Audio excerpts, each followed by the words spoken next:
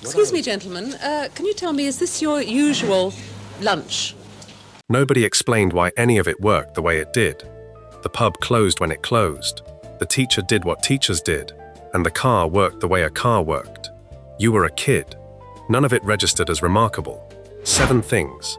Lived in houses and classrooms and pubs and cars, across the whole country, without question or ceremony. All of it real. All of it completely normal. Section 1. Smoking indoors. Nicotine yellow was not a color you could find in a Dulux catalogue, but it was a color you knew by sight if you spent any time inside a British pub in the 1980s. It lived on ceilings and on the upper sections of walls, above the dado rail, where the paint had once been white or cream and had become something else through a process so gradual that nobody who was in the building every day could have told you when the change happened. Years of exhaled smoke from Players No. 6 and Embassy No. 1, and Benson and Hedges and Silk Cut and Rothman's King Size, lit on match and lighter by everyone at the bar and at the tables, and propped against the fruit machine, had deposited themselves in layers so thin no individual layer was visible, and the result was that particular warm brownish yellow that became, in the decades that followed, the most reliable indicator in any architectural photograph that you were looking at a British interior from before a certain year. You didn't notice it as a child. That was simply what a ceiling looked like. The smell was simply what an interior smelled like. You did not have a category for it because it required no category. Nothing in your life had been different enough for the contrast to register. It was just air. Smoking in 1980s Britain was not an activity that required permission or apology or advance warning of any kind. You lit a cigarette when you wanted one, in whatever room you were in, and the people around you either lit one themselves or they didn't. And nobody framed this as a negotiation.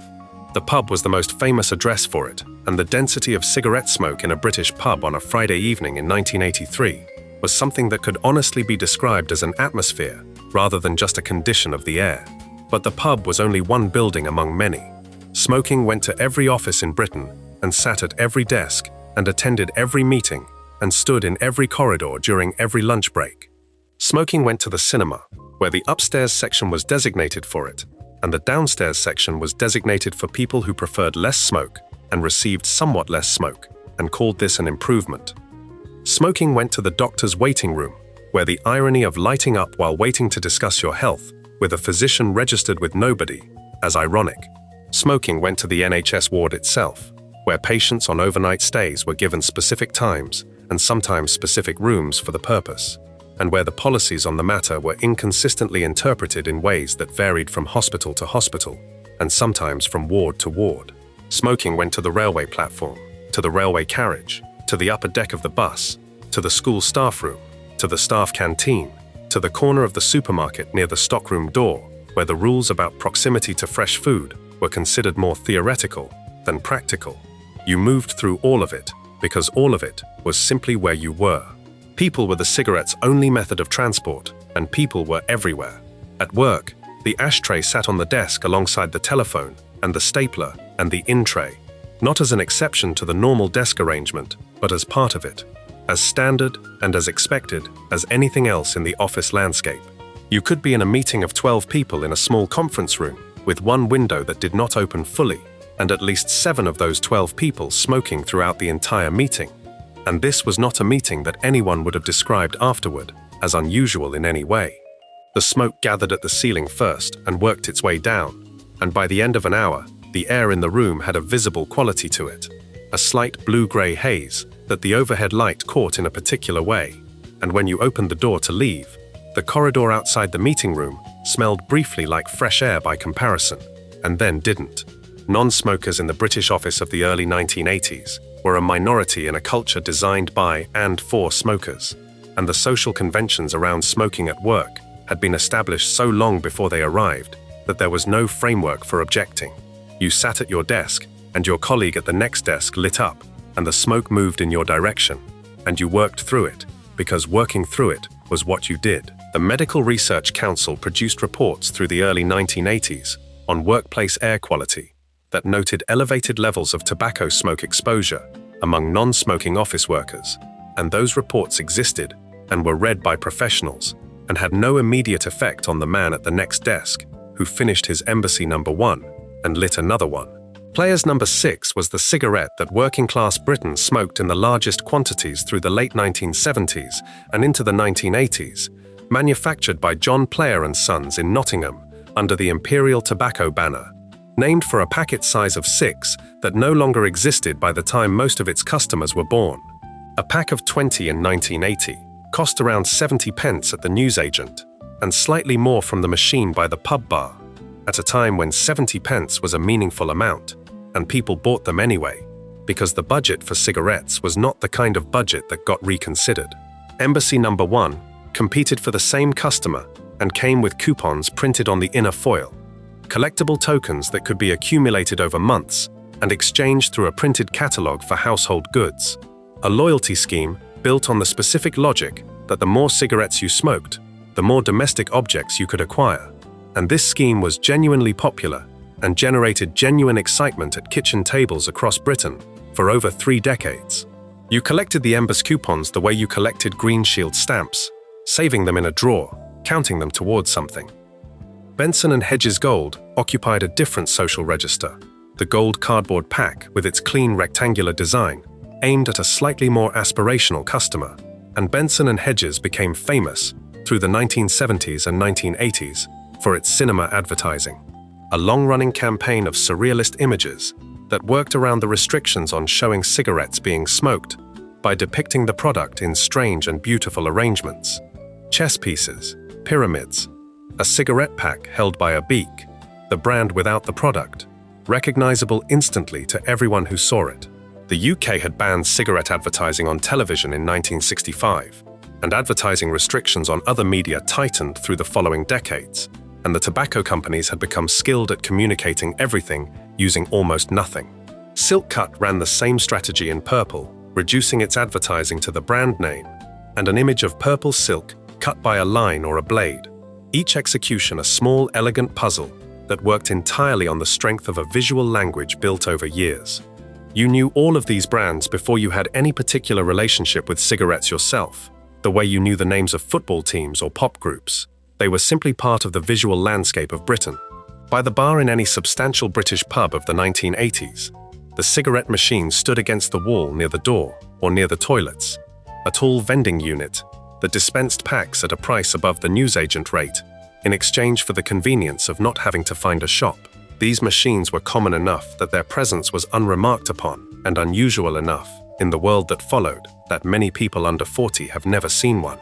You fed coins into the slot and a spring mechanism released a pack from the bottom, sometimes slightly warmer than room temperature from sitting in a heated machine all evening, and this was not a reason to return it. Ashtrays on the bar were glass or ceramic, deep enough to hold an evening's worth of stubs without overflowing, cleaned and replaced without comment by bar staff in the same rotation as the glasses.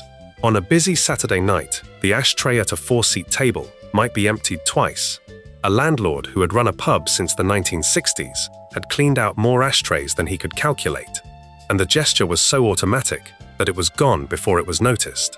The smell of a pub in the morning before it opened was its own specific thing, a cold overnight version of the previous evening's warm smoke, a different register of the same substance, and people who worked mornings in pubs worked inside it so consistently that they stopped having an opinion about it.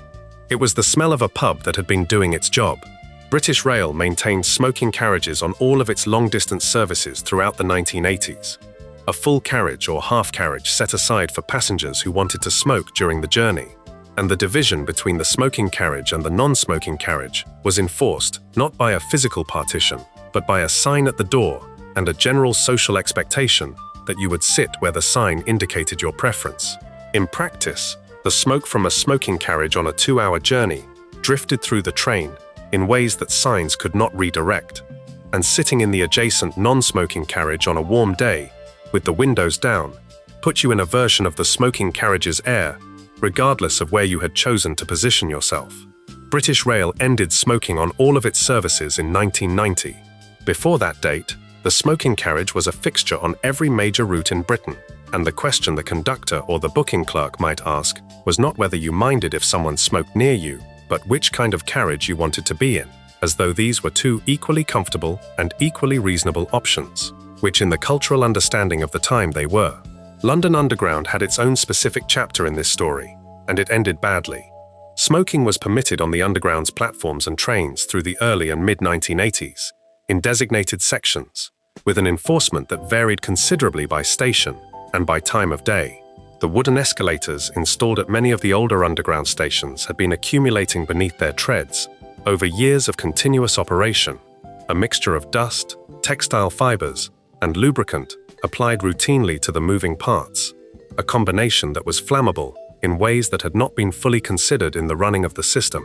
Smaller fires on escalators had occurred through the decade without producing the change in policy that might have followed.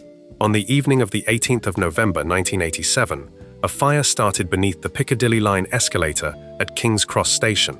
It moved upward through the escalator shaft and into the ticket hall, trapping passengers and staff in a space filling rapidly with smoke and intense heat. 31 people died. The subsequent inquiry, led by Desmond Fennell QC, established that a burning match or cigarette dropped through the escalator treads had most probably ignited the grease and debris accumulated beneath. Smoking was banned on all London Underground stations and trains the following day.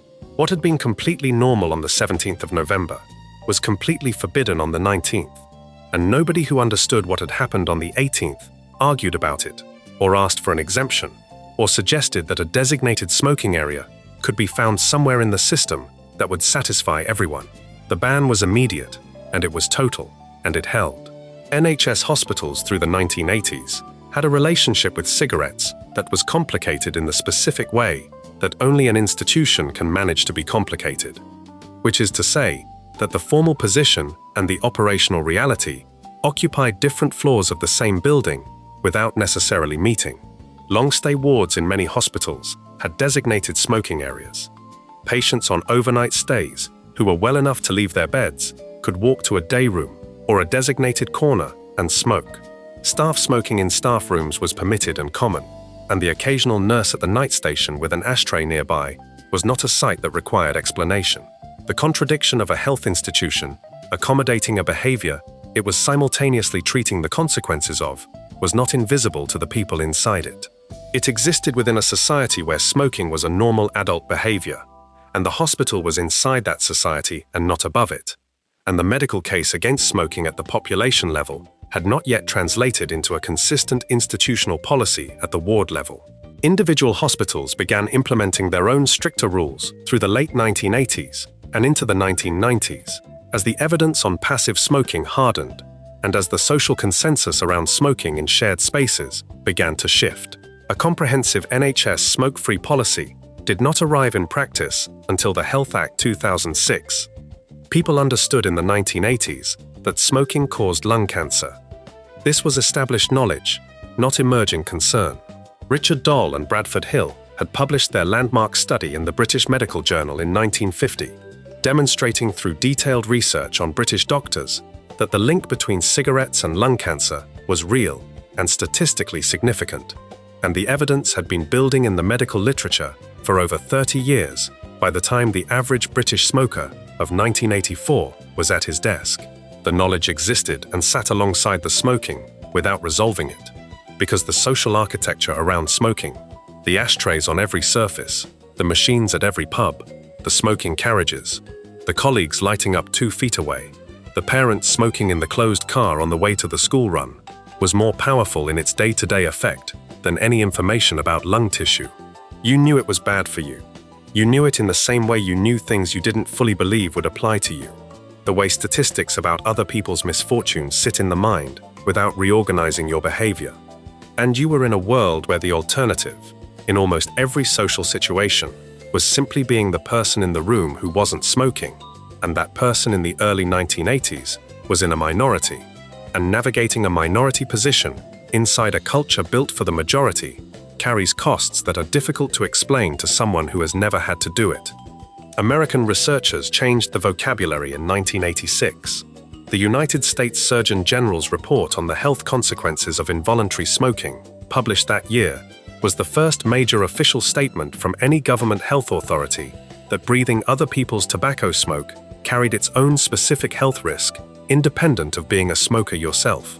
The concept of secondhand smoke as a defined category of health hazard with a named risk profile was not new in the scientific literature. but the Surgeon General's report gave it the weight of an official position and put it in front of a public audience in a way that could not be easily dismissed. British scientific committees had been producing their own reports through the late 1970s and into the 1980s on similar ground. What the accumulating evidence changed was the position of the non-smoker, who acquired, over the course of the decade, a case that had not existed in the same form before.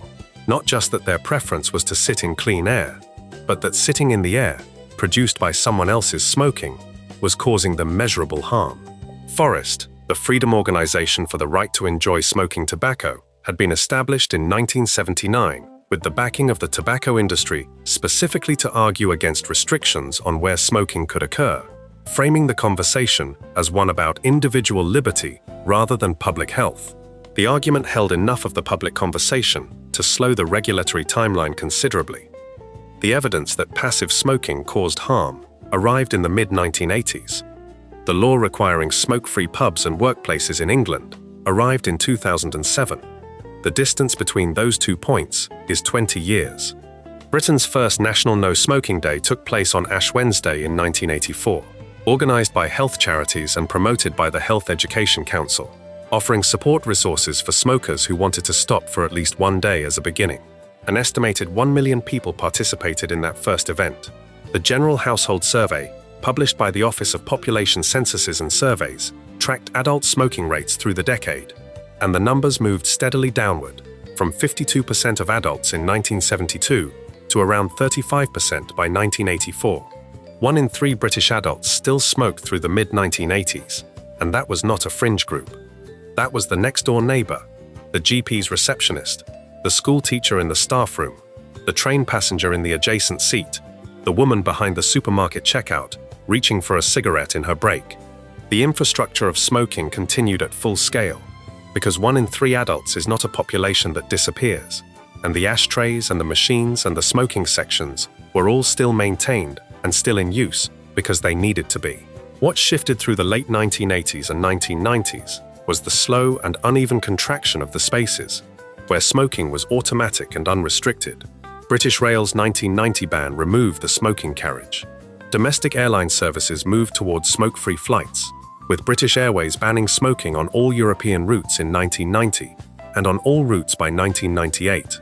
Individual employers began relocating smoking outside, which changed the social texture of smoking at work more than any other single change, because the person smoking at their desk had been invisible inside a smoking culture, and the person standing outside the back door of the office building in January was suddenly visible as someone doing something that required going outside.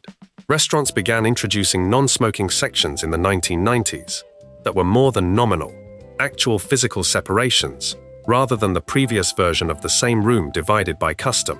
But the pub held on, and the pub's holding on was significant because the pub was where the culture of smoking in Britain had its deepest roots and its most loyal defenders. And the argument from the pub trade was that a smoking ban would destroy business by driving out the smokers, who were the core of its custom.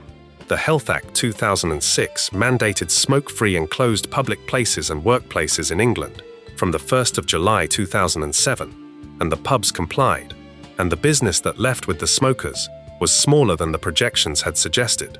Walking into a pub on the morning of the 2nd of July 2007 was a genuinely different experience from walking into the same pub on the 30th of June.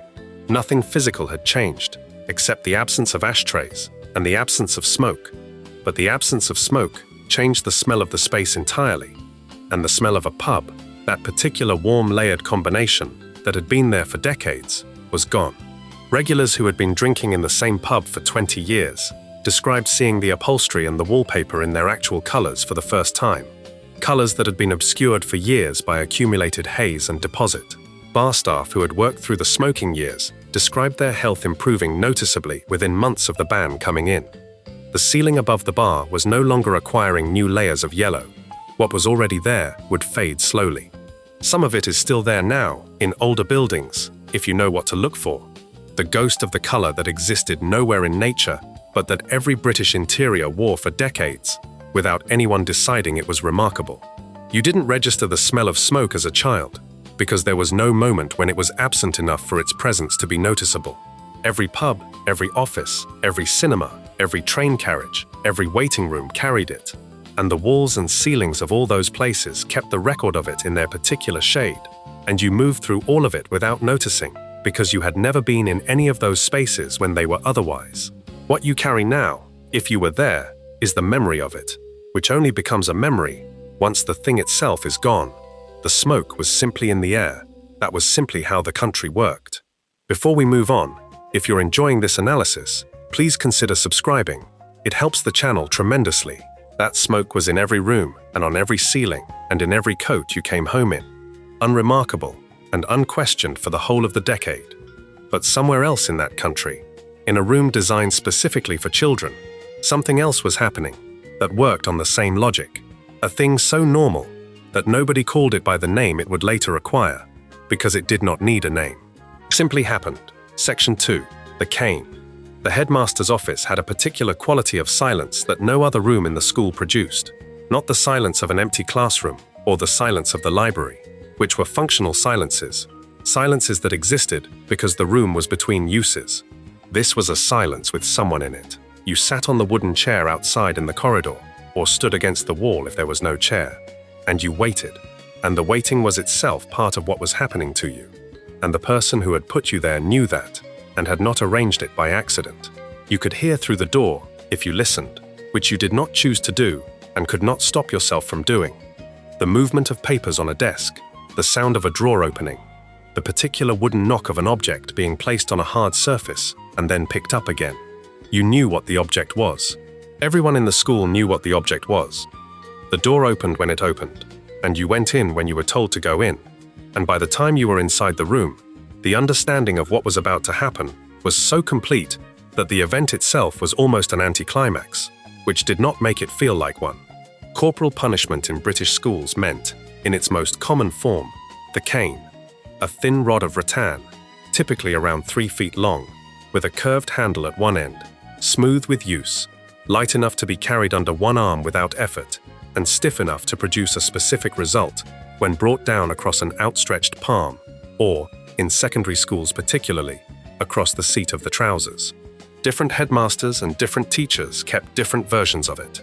Some schools had a heavier version, a thicker cane used for more serious offenses, and the existence of these gradations meant that the tool itself communicated information before it was used. The weight of the cane selected told you something about the severity of the judgment that had been made about your behavior. Rattan was the standard material because it combined the correct degree of stiffness with enough flexibility to produce the impact required without the risk of breakage that a fully rigid rod would carry. The physics of the thing had been considered by someone at some point in its long history of use, and the result was a highly specific instrument, refined over a very long time for a very specific purpose, kept in a cupboard or propped against a wall or laid across a desk where anyone who entered the room could see it. The phrase used in schools for the standard punishment was 6 of the best, meaning 6 strokes delivered across the outstretched hand, or, depending on the school and the teacher, across the clothed backside, while the pupil bent over a desk or a chair. The phrase itself was old enough that its origin was unclear to most of the people using it, and it had passed from generation to generation as a unit of measurement so familiar that it required no further explanation. You could say 6 of the best in any staff room in Britain in 1983, and every teacher in the room would know not only what you meant, but the protocol that accompanied it. The sending of the pupil to the headmaster or the deputy head, the waiting outside, the form that was sometimes required to be signed, the record kept in certain schools of punishments administered, the expectation that the pupil would not make a sound during the punishment and would return to class without displaying whatever they were feeling on their face, in any way that would require the teacher who had sent them to respond.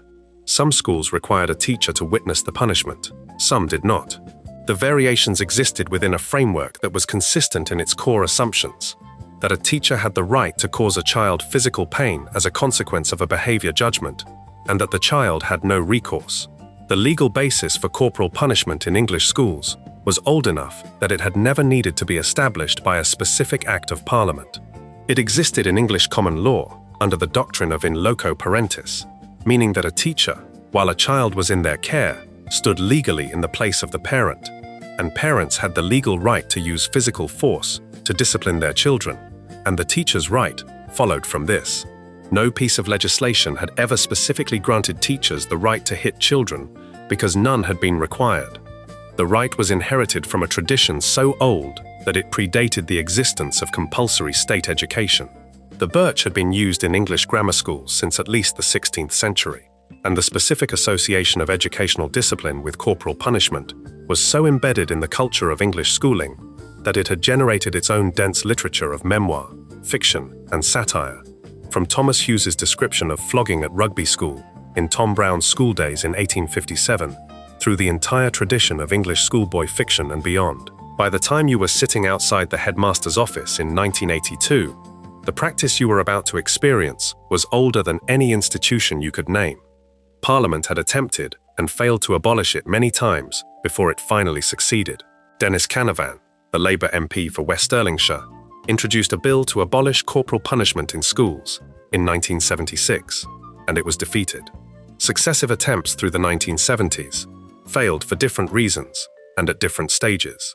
The political will to end it existed primarily on the Labour side of the Commons and in the education trade unions, while the Conservative position was more mixed, with a significant portion of the parliamentary party and of the party's wider support in the country holding that the cane was a legitimate and effective disciplinary tool that schools should retain the right to use.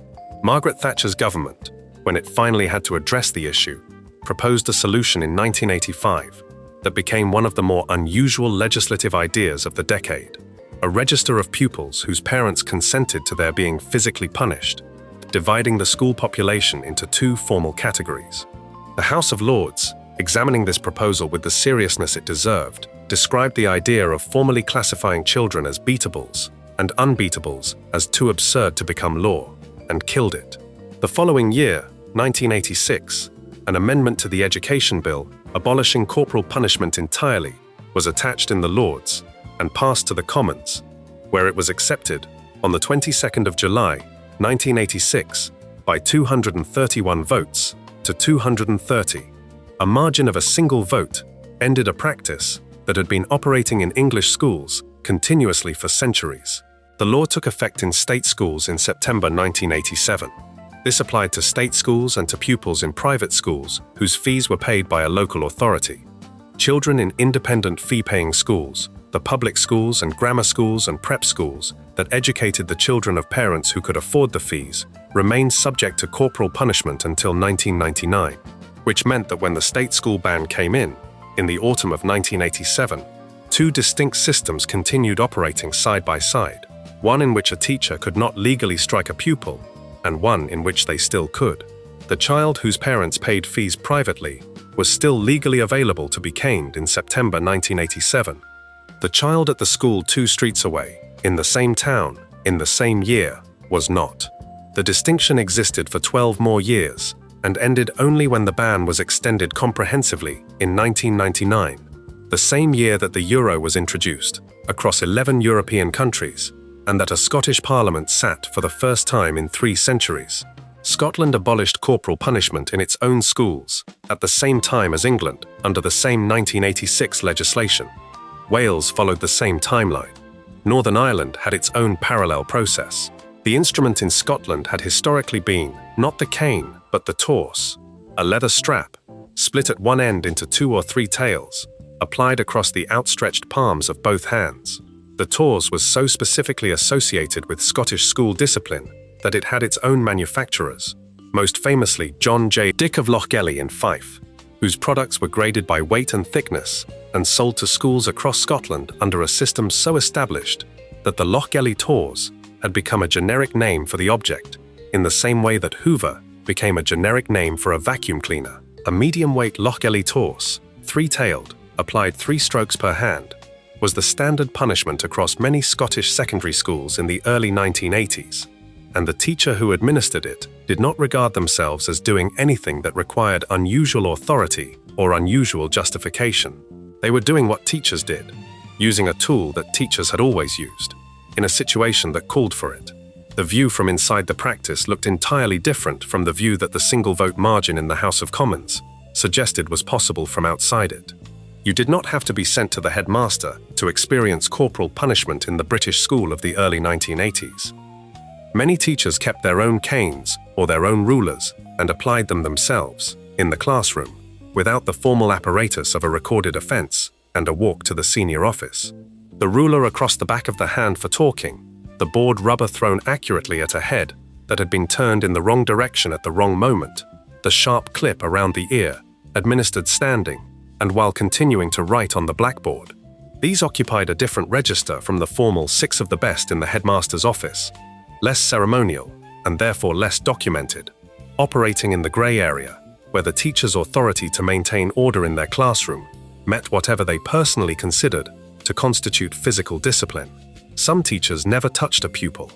Some used physical contact as a routine part of classroom management, a continuum that ranged from the gripped shoulder to the cuffed head to the formal application of an instrument, and the pupils in those classrooms calibrated themselves to it, the way you calibrate to any consistent feature of an environment.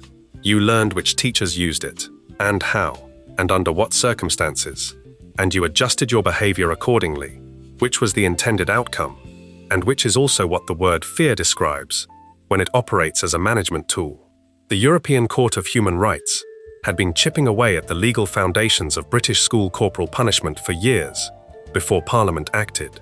In the 1978 case of Tyra versus the United Kingdom, the court ruled that the judicial birching of a 15-year-old boy on the Isle of Man, ordered by a court as a criminal punishment rather than administered in a school, constituted degrading treatment under Article 3 of the European Convention on Human Rights. The Isle of Man was not subject to the convention in the same direct way as mainland Britain, and the judgment applied specifically to judicial punishment rather than to schools. But the principle it established began its work in the legal framework. In 1982, in the case of Campbell and Cozzens versus the United Kingdom, the court ruled against Britain again, finding that the use of corporal punishment in Scottish schools, and the threat of its use, violated the rights of parents to have their children educated in accordance with their own convictions under Protocol 1 of the Convention. The British government was required to pay compensation. The legal argument for retention of corporal punishment was eroding year by year through European human rights law at precisely the moment when the political argument in Parliament was being decided by a single vote. The two pressures moved in the same direction at the same pace and reached the same destination in 1986. For the children on the receiving end of it, the question of its effectiveness as a disciplinary instrument was secondary to the simpler question of what it was like, which was painful and humiliating in a combination that the adult world of 1983 considered an acceptable cost of education. The humiliation operated in both directions. The humiliation of being punished in front of classmates if it happened in a classroom, and the specific humiliation of returning to a classroom after a formal punishment in the headmaster's office, knowing that everyone in the room had registered your absence and was registering your return and understood the timeline. The child who returned from the headmaster without visible distress was demonstrating something, and the child who returned with red eyes was demonstrating something else, and both pieces of information were received and processed by the room before the teacher called attention back to whatever was on the blackboard. The social texture of the return was its own continuation of the punishment, and the teachers who administered formal corporal punishment understood this perfectly well, and some of them considered it a feature rather than an incidental consequence. Parents were not routinely consulted before a caning was administered. In most state schools through the early 1980s, the headmaster had sufficient authority under the school's own rules to apply corporal punishment for defined offences without requiring parental consent, and the notification of parents afterward was not a universal requirement. Some schools sent a note home. Some did not. Some parents whose children came home with a marked hand or a marked backside contacted the school to object, and the typical response from the school was that the punishment had been administered correctly and within the rules, and the typical outcome was no change. The courts, when cases came before them, generally supported teachers and headmasters in corporal punishment cases, unless the punishment had been administered with a degree of force that exceeded what was considered reasonable, and the definition of reasonable was itself flexible enough to accommodate most of what was actually happening in schools. Parents who wanted their children exempted from corporal punishment had no formal mechanism for requesting this in most state schools. You sent your child to the school, and the school applied its discipline code, and the discipline code included the possibility of physical punishment, and that was understood as part of the arrangement. The physical evidence of a caning did not last long. A marked hand or a bruised palm in the morning was gone, or nearly gone, by the evening. A caning across the backside left soreness for longer, but nothing visible if the clothing was kept in place. This transience was part of the social understanding around corporal punishment. It was acute, and it was over, and the acute phase was brief enough that the world's sympathy was limited to the duration of the mark, which was also the duration of any conversation about it. You came home sore, and the soreness passed, and by the next morning, the physical record of what had happened to you was gone, and the institution that had done it opened its doors, and you walked through them. Some children never experienced it. Some experienced it once or twice in a school career for a significant offense. Some experienced it with a regularity that reflected a specific teacher's preference for it as a management tool, or a specific child's difficulty in navigating the rules of an environment that had been designed without particular attention to whether the rules made sense to a 9-year-old. The child who was caned repeatedly was usually not caned repeatedly because the caning was working. The argument most commonly made for retention of corporal punishment in schools was that it was a deterrent, that the existence of the cane in the headmaster's office maintained a standard of order in the school that could not be maintained without it, and that its removal would lead to a collapse of discipline. Some versions of this argument extended to the social level, that schools which could not cane were schools that were producing young people without the understanding that behavior had consequences. The abolition of corporal punishment in state schools in September 1987 did not produce a collapse of discipline. British schools found other approaches to behavior management, and the predicted catastrophe did not arrive, and the argument that had been made for the cane's necessity was quietly set aside by the people who had made it. The Elton Report, commissioned by the Department of Education and Science and published in 1989, examined behavior in schools 2 years after the ban, and found that the management of pupil behavior was a genuine challenge for schools, but that the removal of corporal punishment had not been the cause of any crisis in school order. The report recommended instead that schools invest in positive relationships between staff and pupils, in clear and consistently applied behavior policies, and in the training of teachers in classroom management techniques that did not depend on the threat of physical pain. These were the methods that replaced the cane, not as a deliberate substitution in a single moment, but as a gradual building of a different professional understanding of what behavior management in schools was supposed to look like. What took 35 years of failed parliamentary attempts and European court rulings, and a single vote margin, and 12 more years for the private schools, passed without drama in most of the country on the first day of the autumn term in 1987. The cane went into a drawer, or into a cupboard, or into a bin, depending on the headmaster, and the school opened, and the children came in and sat down, and the teachers stood at the front and taught, and the machinery of the day operated by different rules than it had operated by the previous June.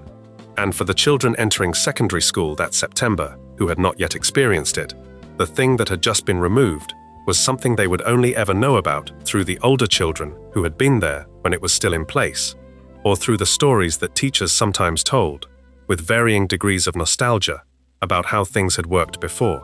You sat on the chair outside the headmaster's door in a country where that was a legally permitted preamble to being struck with a stick, and the country was not unusual for it, and most of the adults responsible for your welfare had themselves sat in the same chair and walked through the same door, and considered this continuity to be a reasonable argument for its continuation. It was simply how school worked. Nobody had to explain it. The chair explained it. Before we move on, if you're enjoying this analysis, please consider subscribing. It helps the channel tremendously. That cane went into a drawer in the autumn of 1987, and most of the country moved past it without ceremony. But there was something else happening in Britain throughout the whole of that decade that operated by a different logic entirely. Something that happened not in schools, but on every road in the country. Something that had been legal since the roads existed, and that most people alive then would now struggle to explain to someone who had grown up after it was gone. Section 3. No seatbelt. The back seat of a British family car in the early 1980s was a different kind of space from what the back seat became later.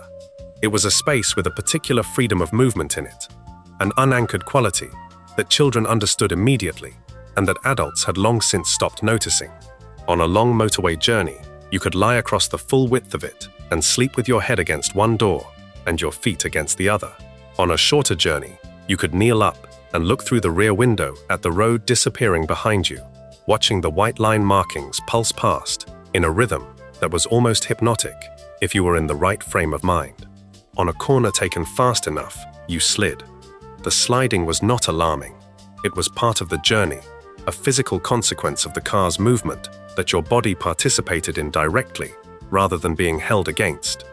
You put your hand out to catch yourself against the door or against the seat in front. You steadied. The corner passed. You were where you had arrived. This was simply what being in the back of a car felt like. The idea that you might be strapped in place, fixed at the shoulder and across the lap to the seat itself by a mechanism that prevented this movement entirely was not an idea that presented itself because it was not the way things worked.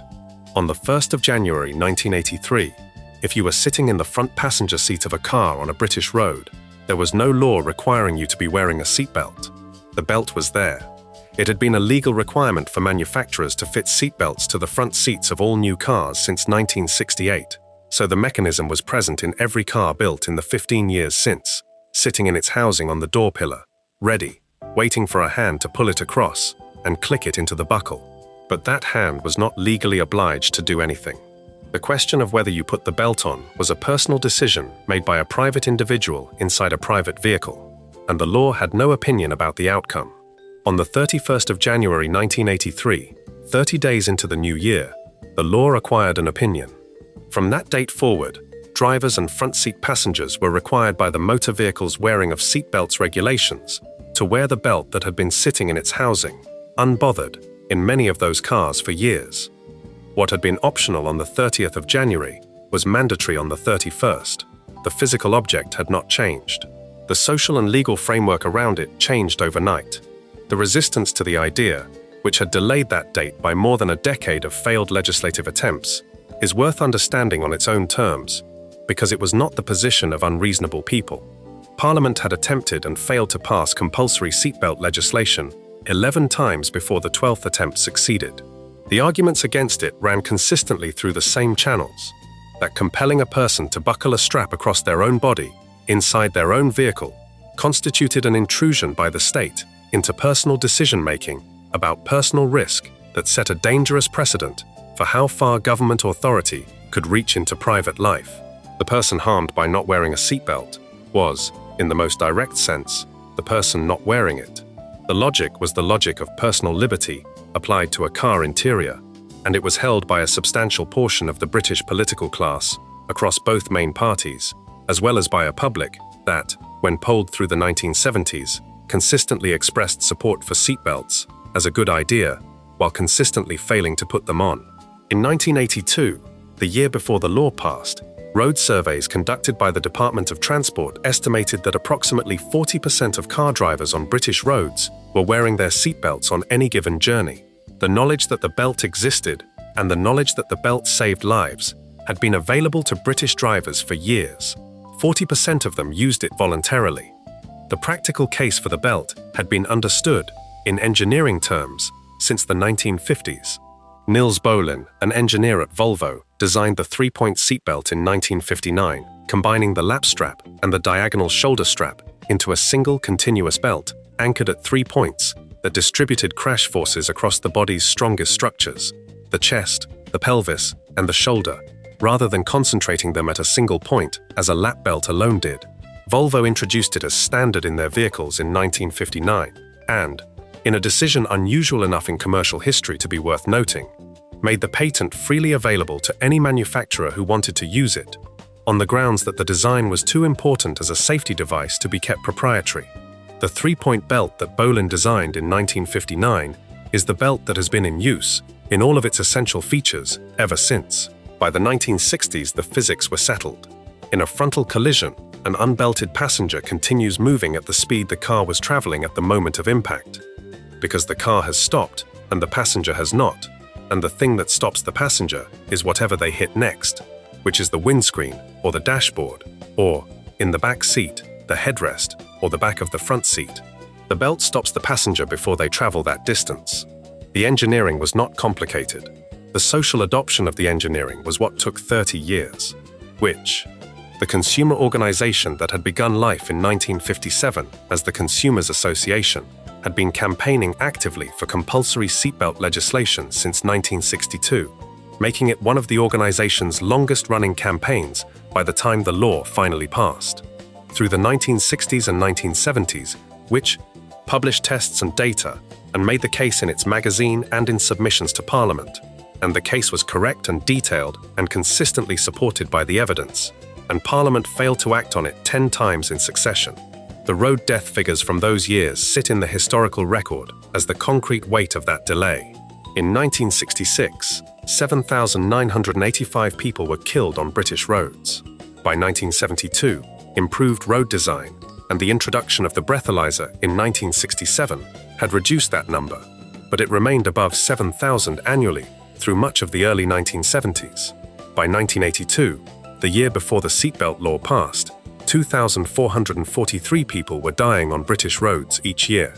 The reduction was real and was the result of multiple improvements over 15 years, and the seatbelt was not the only factor, but the 2,443 who died in 1982 died in a country where 60% of drivers on any given day were making the journey without a belt.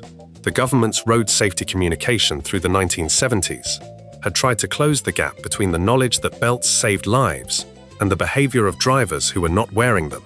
The clunk-click every trip campaign, named for the sound a door makes closing and the click of a seatbelt buckle engaging, ran on British television through the early 1970s, using a presenter well known to British children who fronted programs on the BBC and reached a substantial audience with the message that the belt should go on before every journey, every time. The name was memorable, and the slogan worked in the way advertising slogans work. It repeated until people could reproduce it, which is not the same as repeating until people change their behavior. Surveys of seatbelt usage through the late 1970s showed numbers that moved slowly upward from a low base, but never approached the levels that would have suggested voluntary adoption was succeeding as a public health strategy. The problem that the 11 failed bills had failed to solve was that the argument was correct and the behavior was not following the argument, and the population of people who understood that seatbelts were a good idea and nonetheless did not put one on when they got into a car was large enough to be the dominant population in the country. On the day the law passed, the transformation in observed seatbelt wearing rates was immediate and dramatic, in a way that made clear what had been keeping the number low. Department of Transport surveys conducted shortly after the 31st of January 1983 found that approximately 90% of drivers and front seat passengers were wearing their belts. The gap between 40% and 90%, bridged in a single month by the introduction of a legal requirement, represented a population of people who were not opposed in principle to wearing a seatbelt, who understood the case for doing so, who had a working belt in the car they were driving, and who were not doing it because nobody had made them. The compliance rate of 90% was not 100%, and the people who remained outside it had made a considered decision to remain there. But the scale of the change from voluntary to mandatory adoption told a specific story about the relationship between knowledge and behavior that the previous 20 years of public information campaigns had been demonstrating from the other direction. The immediate impact on road casualty figures was measurable and measured. In the year following the introduction of the law, fatal injuries to front seat passengers fell by 29%. Serious injuries fell by 30%. These were not marginal improvements distributed across a long trend. They were a step change visible in a single year's data, the statistical signature of a specific intervention taking effect across a large population all at once. The 2,443 deaths of 1982 were not repeated in 1983, and the figure continued downward in subsequent years. By 2016, it stood at 816, a number still representing 816 individual catastrophes, but also representing a reduction of 2/3 from the 1982 figure, achieved over 3 decades during which the number of vehicles on British roads had increased substantially. The seatbelt was not the only factor in that reduction, but it was a large one, and it was visible. What the 1983 law did not address was the back seat. Children and adults sitting in the rear of a car on the 1st of February 1983 were under no legal obligation to wear a seatbelt, and in many cars, the rear seat did not have seatbelts fitted at all, because until 1987, there was no requirement that they be installed in new cars. The child who had been sliding around the back seat on motorway corners before the law was still sliding around the back seat after it. The parent who had put on a front seatbelt for the first time that January, because the law now required, it was driving with that belt across their chest, while the children in the back moved freely through the space behind them, unanchored.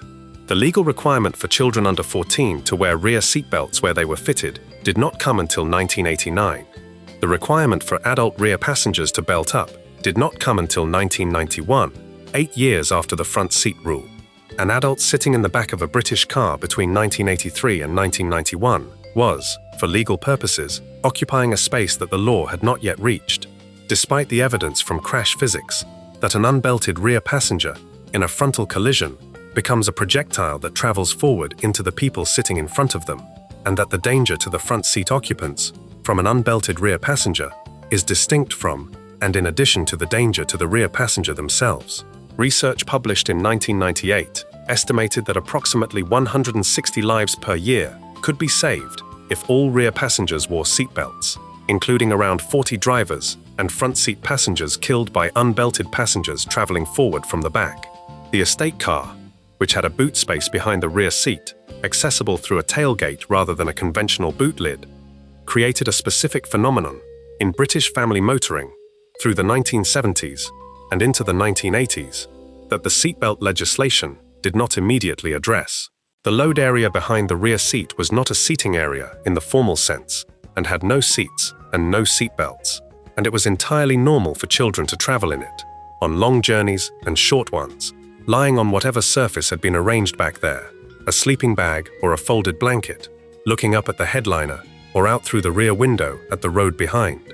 Dogs also traveled in this space, and the mixing of children and dogs in an estate car boot on a motorway journey was not a combination that registered as remarkable in 1981, because the alternative was registering as remarkable, and that required a framework for comparison that was not yet available. You were in the boot of the car because there was no room in the back seat, and the journey happened around you, and you arrived. The cultural memory of the unbelted car journey exists in Britain as a peculiarly vivid piece of remembered texture for everyone who was a child before 1983, and a significant portion of those who were children well after it, given the pace at which the rear seat rules followed. The freedom of the back seat, the sliding on corners, the ability to turn and kneel and look backward, the lying down and sleeping across the full width of the bench was not experienced as a freedom in the sense of something you had claimed or chosen. It was simply the physical reality of being in a car, the same way the temperature of the car in winter was the physical reality of being in a car before anyone thought to specify what it should feel like. The sensation existed at the level of background, too constant to be noticed, and it is only noticeable now through the contrast with what came after it, when the click of the buckle became the first thing you did when you sat down, before the engine started, before the indicator came on, before the car moved at all. Nobody demonstrated in the streets about the seatbelt law. No protest movement organized against it. The 11 parliamentary failures had produced political debate, and the 12th attempt had produced a law, and the law had produced 90% compliance within weeks, and the death toll had fallen 29% within a year, and the argument that had delayed the law for more than a decade was not revisited with any seriousness afterward by the people who had made it. What the decade of the 1980s contained, for British roads, was the moment when the front seat changed and the back seat remained as it had always been, and the two conditions existed simultaneously in the same car, the belted front and the unbelted back, for the years it took the law to close the distance between them. You sat in the back and slid on the corners, and the adult in the front seat was strapped in, and you were not, and neither of you thought of it as a contradiction, because the law had arrived in the front seat and not yet reached the back, and the law is where the thinking tends to follow. Before we move on, if you're enjoying this analysis, please consider subscribing. It helps the channel tremendously. That belt clicked into place in the front seat in 1983 and left the back seat to its own arrangements for years after. But there was something else happening on those same British roads through the whole of that decade. Something conducted not in the car, but in the pub before the car. Something that most people who did it would now find impossible to explain to a 25-year-old without watching the 25-year-old's face do something complicated. Section 4. Drink driving. The pub car park filled up the same way it emptied, one car at a time, in no particular order, over the course of a Friday evening that had started at 5:30 and was going to end at 11 when the landlord called last orders, and the lights came up slightly, and people began locating their coats. You had been there since 6. You had had 4 pints of bitter, or 5, or somewhere in that range, because the evening had moved at the pace evenings, in pubs moved, and you had not been counting with any precision, because counting with precision was not what Friday evenings in pubs were for. You found your keys in your jacket pocket. You said goodbye to the people you were saying goodbye to. You walked through the car park to your car, which was where you had left it when you arrived, and you got in, and you drove home. This was not a secret. The people you had said goodbye to knew you had driven there and were driving back, the same way they knew you had been drinking, the same way the landlord knew, the same way the other people in the car park getting into their own cars knew, because most of them were doing the same thing. It was simply how a Friday evening at the pub ended if you had driven there. You drove home. The idea that driving home after 4 pints of bitter on a Friday was something that required examination or justification, or that placed you in a morally distinct category from the person who had drunk 2 pints and driven home, was not an idea that the social architecture of a British pub car park in 1981 had any mechanism for producing. Drink driving had been illegal in Britain since the Road Safety Act of 1967, which introduced the breathalyzer as a roadside testing device and established the legal blood alcohol limit at 80 milligrams of alcohol per 100 milliliters of blood, a limit that remains unchanged in England, Wales, and Northern Ireland to this day.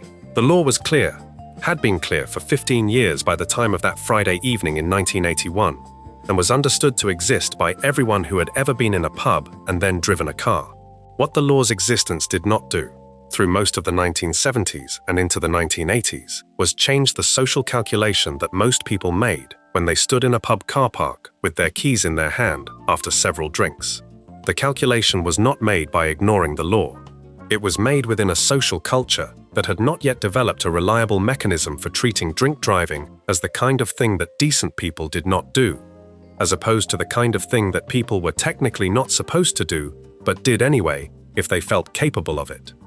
And most people who had drunk 4 pints felt capable of driving 4 miles home on roads they had been driving for years. The breathalyzer itself had produced a genuine initial shock when it was introduced.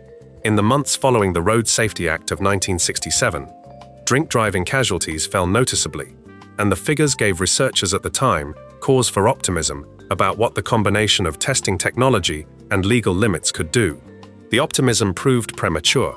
Within months, the initial deterrent effect had softened, and the pattern that established itself through the 1970s was one in which the law existed, the breathalyzer existed, the consequences of a positive test were real and documented, and a large portion of the driving public continued to drive after drinking at levels that may or may not have exceeded the legal limit, on the basis that the probability of being stopped and tested on any given journey was low enough that the rational calculation came out on the side of driving. The chance of being caught was genuinely small. The number of roadside breath tests conducted by police through the 1970s was limited by resources and by a legal framework that required officers to have reasonable suspicion that a driver was over the limit before they could require a test, which meant the breathalyzer was deployed after an accident or after a driving observation gave cause for concern, rather than as a routine check on drivers leaving pub car parks.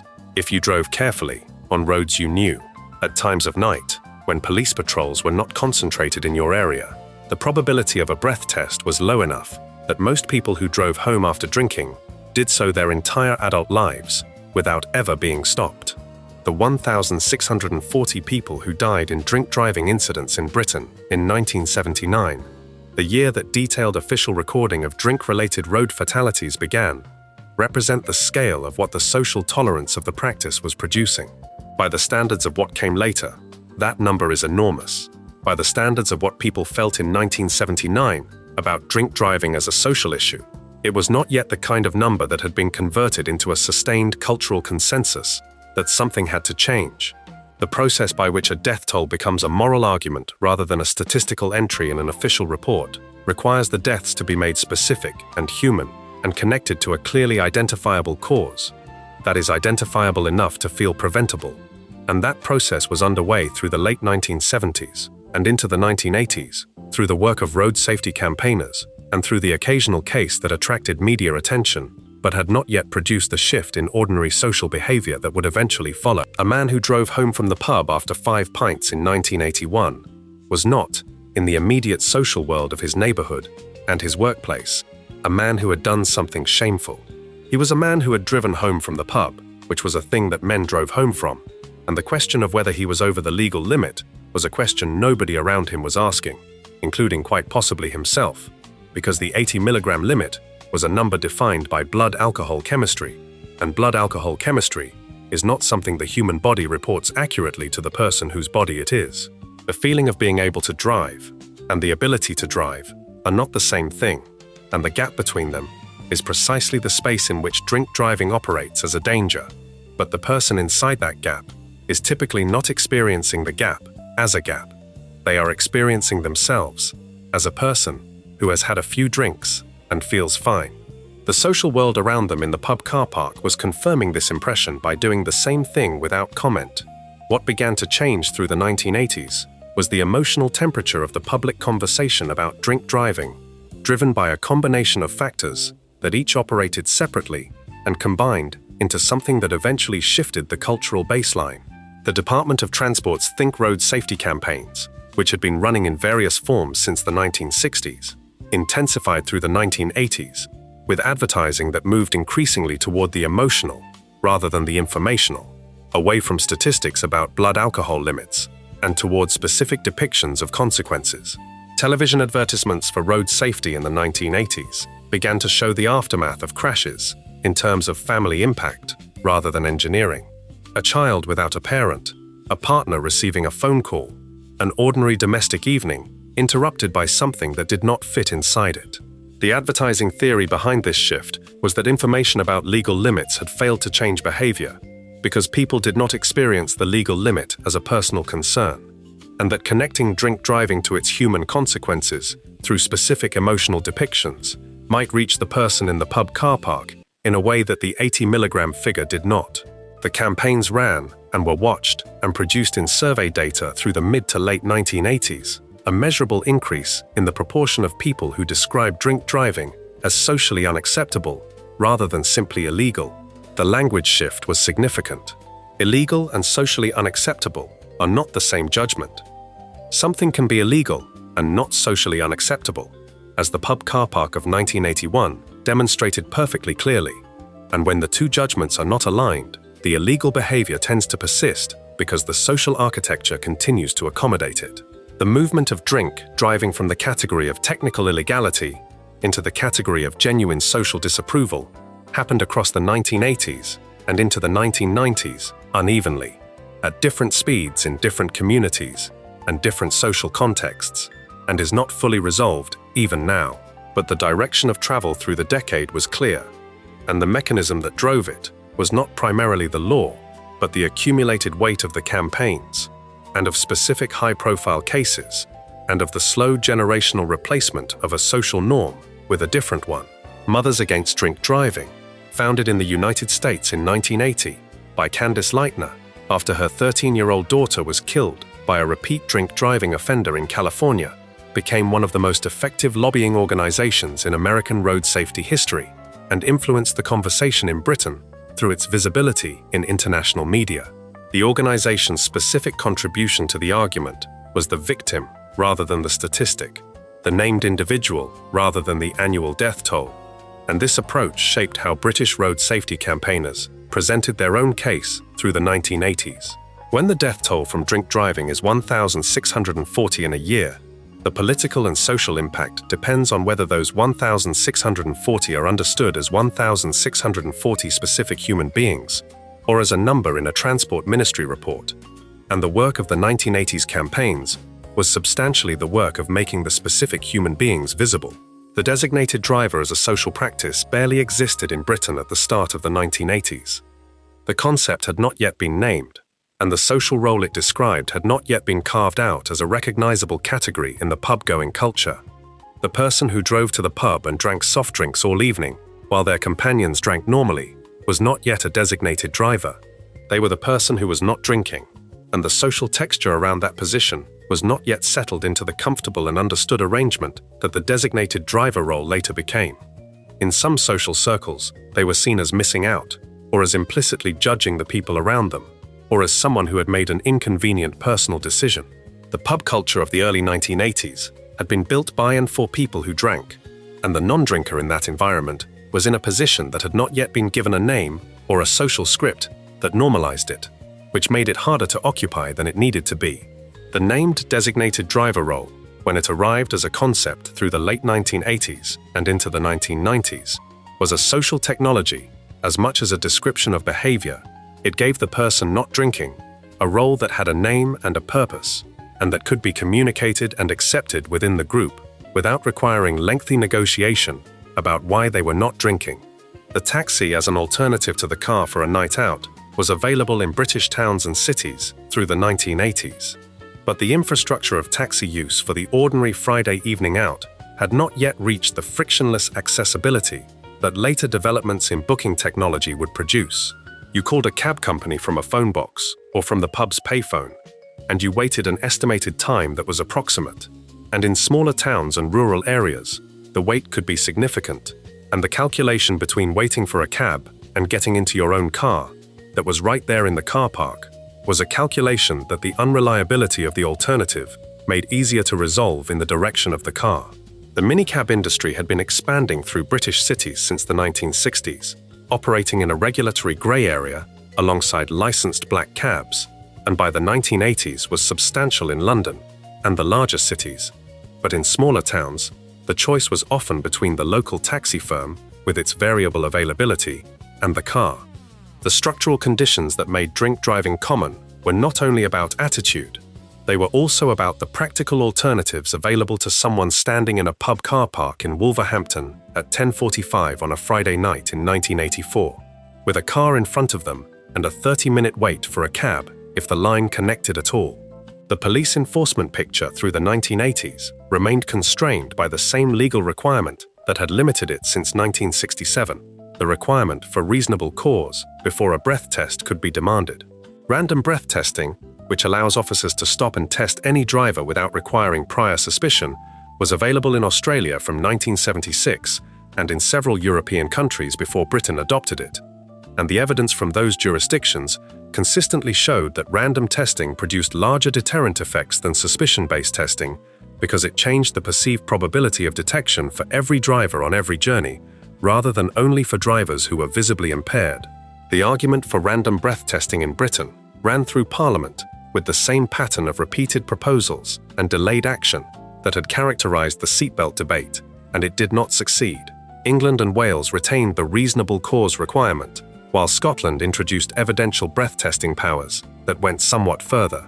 The political resistance to random testing was rooted partly in the same civil liberties arguments that had delayed the seatbelt law. The principle that a citizen going about their lawful business should not be required to submit to a test without specific cause. And the resistance was strong enough to prevent the adoption of a measure whose road safety case was clear from the data available in other countries. The death toll moved in the right direction through the decade regardless.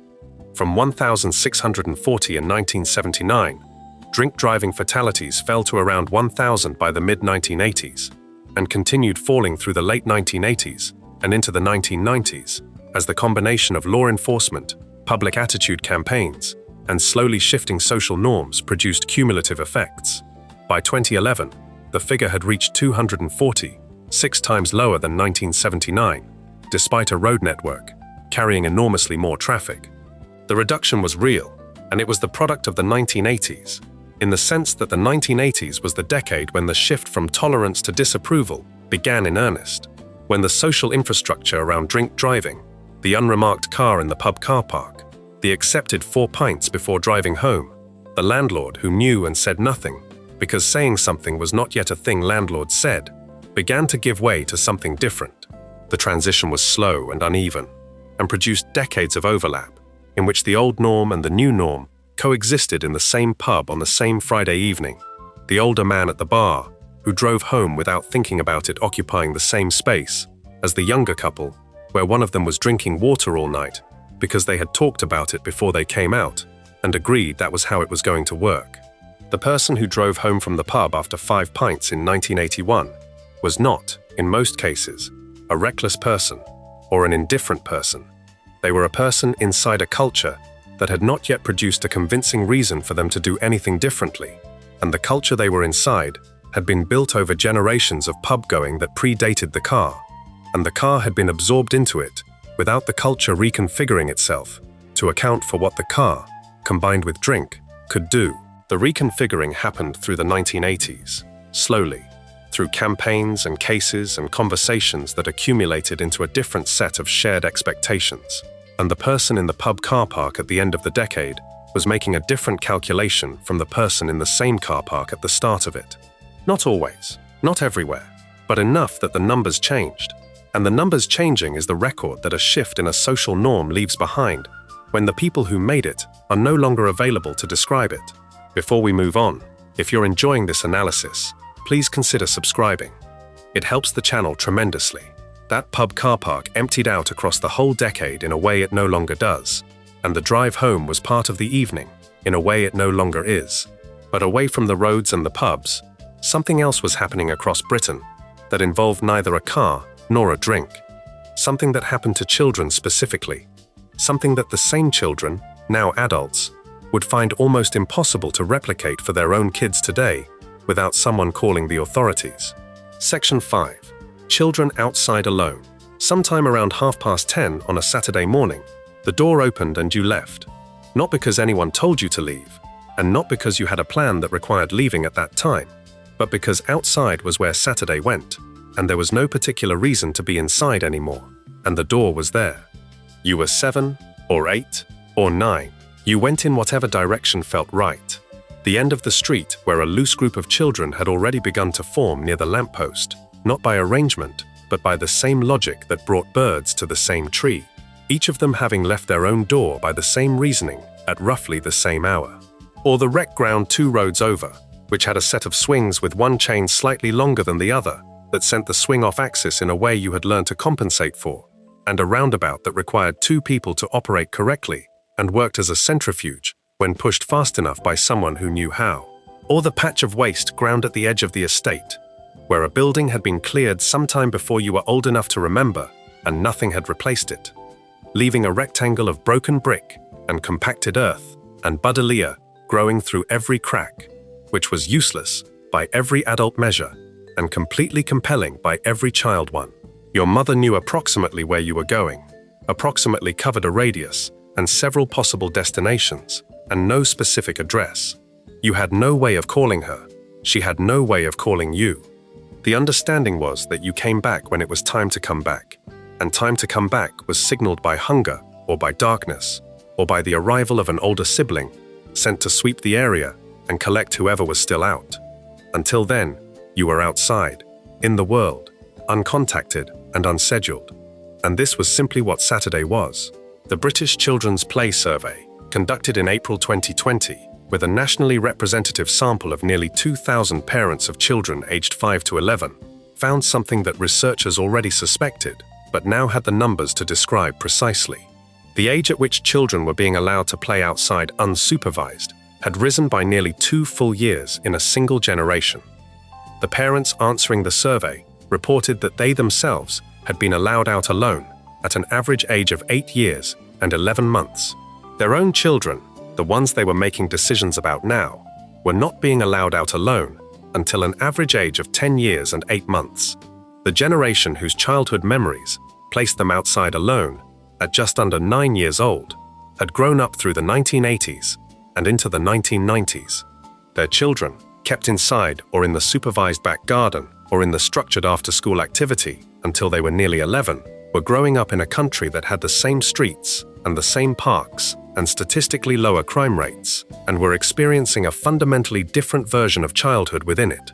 Tim Gill, the author of Urban Playground, and a researcher who had spent years documenting what he called a gradual, creeping lockdown of British childhood, described the findings as evidence of a transformation in the relationship between children and the outdoor world that had happened quietly, decision by individual parental decision, across a generation, without anyone deciding it should happen, or voting on it, or announcing it. What had changed was not the streets. The streets of a British residential area in 2005 were not measurably more dangerous than the streets of the same area in 1983, and in many respects were measurably less so. The rate of violent crime in Britain rose through the 1980s and peaked in the early 1990s, before falling across the following 2 decades. The children playing outside unattended in 1982 were doing so in a country with a higher rate of violent crime than the children who were being kept inside in 2002. The fear that drove the restriction was not tracking the actual risk. Something else had changed, something in the information environment and the social expectations around parenting, and that something had produced a fear response that operated independently of the statistical reality of British streets, and that was powerful enough to override, for most parents in most situations, what their own experience of childhood had contained. The geography of an unsupervised 1980s childhood in Britain was known by children in the way that territory is known when you have covered it repeatedly on foot and by bicycle, with no adult directing the route.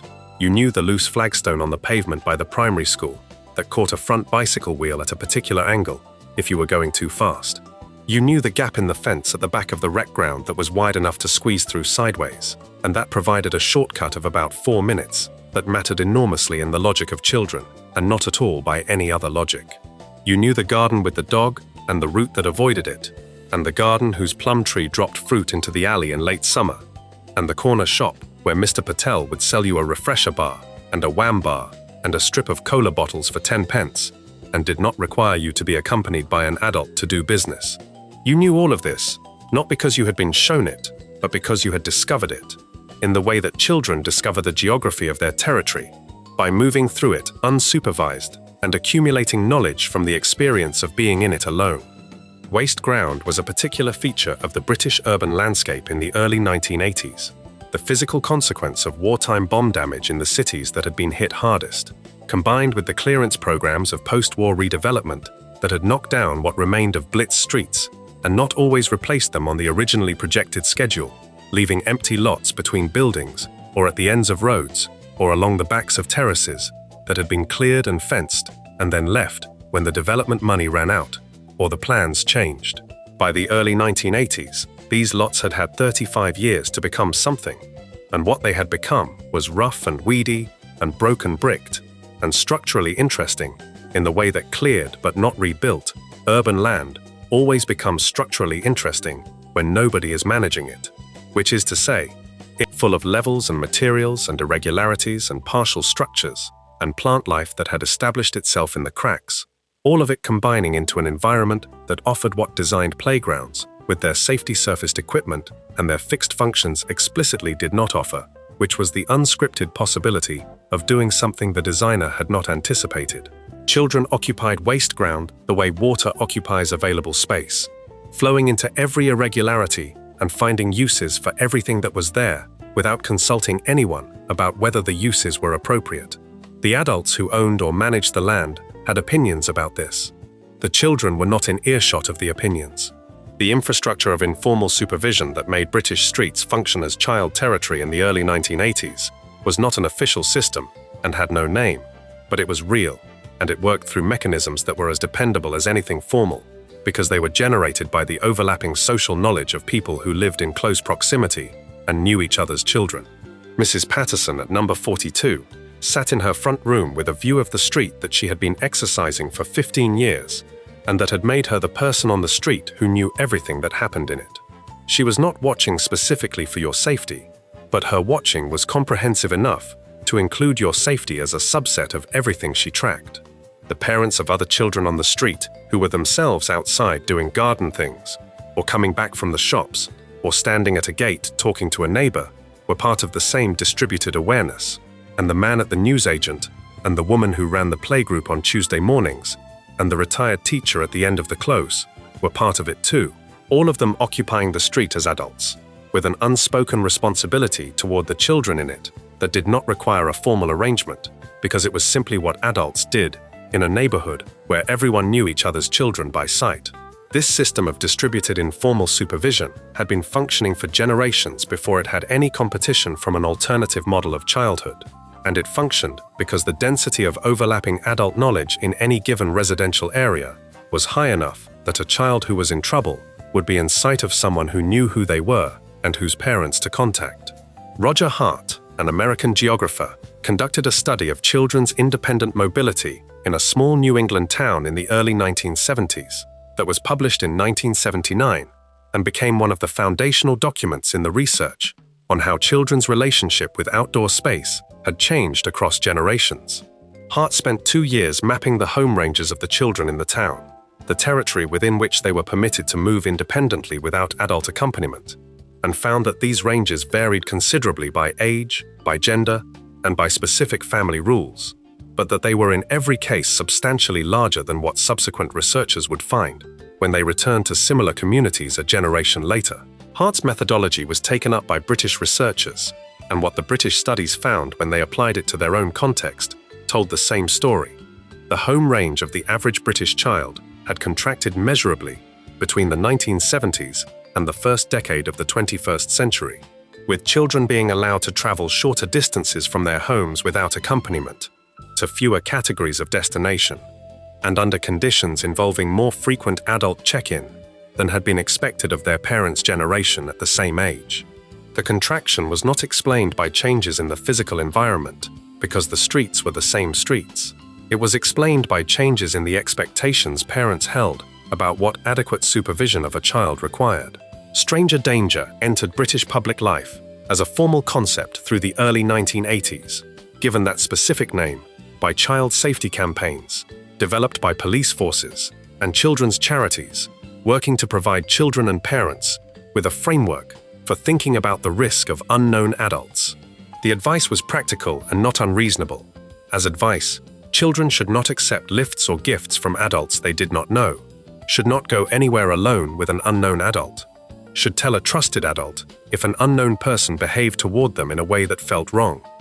The problem was not the advice but the category it required, and the category it required was the stranger as a defined type of threat, and the category, once named and circulated, did not stay narrowly defined. It spread across the range of unknown adults in ways that the campaigns had not intended and could not control, making the adult who greeted a child on the street, or asked them a question, or offered to help them if they seemed lost, into a figure whose intentions were ambiguous in a way they had not previously been, because the possibility of danger had been attached to the category of unknown adult as such, rather than to specific behaviors or specific warning signs. The effect on the social fabric of the street was real. Adults who might previously have spoken naturally to a child who seemed uncertain or distressed began to hesitate, uncertain of how their intentions would be interpreted, and the informal social network of adult attention that had made the street a supervised space without any single adult being designated to supervise it began to fray at the edges. The specific cases that moved through British media coverage through the 1980s did their work on the parental imagination with an intensity that the statistical reality of child safety in Britain did not warrant, but that the emotional reality of those cases entirely justified. A child who is harmed is a specific human being, and the harm done to them is not adequately described by noting that the probability of harm was low, because probability is a population-level concept, and parents are not raising populations, they are raising a child, and the child is not a probability.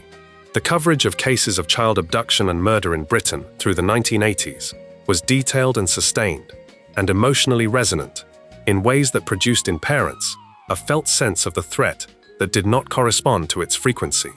The statistical picture, which showed that the overwhelming majority of harm done to children was done by people known to them rather than strangers, and that the probability of a child being abducted by a stranger while playing outside in a residential area was extremely low, was available, and was not a secret, and did not produce reassurance in proportion to its accuracy, because reassurance and statistical information are not the same thing and do not operate through the same channels. The television played its own role in the contraction of childhood's outdoor geography, and the role is worth examining, not because television invented the fear, but because it provided an alternative to going outside, that had not previously existed in anything like the same form. British children's television of the early 1980s was limited to specific hours of the day on 2 channels, which meant that the television was not available as a permanent option, and the outdoors was the default when the television was not on. By the mid-1980s, the video recorder had arrived in most British living rooms, making the television's content available on a schedule that the viewer, rather than the broadcaster, controlled. And by the late 1980s and early 1990s, the proliferation of channels and the expanding hours of children's programming had produced a television environment that was available in a way it had not been in 1981. The child who in 1981 had gone outside, because going outside was what you did when you were not doing something specific, now had an indoor option that was engaging and available, and that parents who were anxious about outdoor safety were not disinclined to support. The television did not cause the restriction of children's outdoor freedom, but it provided the path of least resistance for families, in which the anxiety about outdoor safety was already inclining decisions in the direction of inside. By the later years of the 1980s, the first generation of children whose parents had grown up with stranger danger as a named concept were entering school, and the social expectations around supervision of children were beginning to shift in ways that had a new mechanism: the judgment of other parents. Cressida Cowell, the author and former children's laureate who grew up in the 1970s and early 1980s, with a childhood that included the kind of outdoor freedom her research for her fiction required her to recall in detail, described the change in the terms that make it legible from the inside. That 40 years ago, parents loved their children just as much as they do now, and were not preoccupied with danger, and allowed outdoor play to be free and unsupervised, without the risk of social judgment from other adults. The social judgment element of her description is the piece that statistical data on children's outdoor independence cannot capture, but that anyone who made parenting decisions in Britain in the 1990s or 2000s will recognize immediately.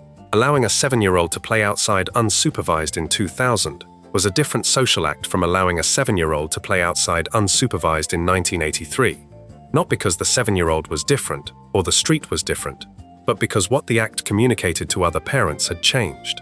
In 1983, it communicated that you were a normal parent with a child who was outside doing what children did.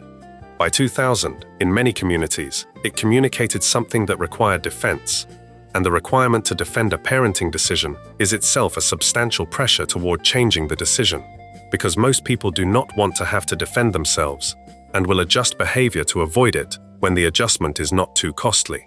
The physical consequences of the restriction accumulated inside the children experiencing it, rather than outside on the street that was now less occupied by them.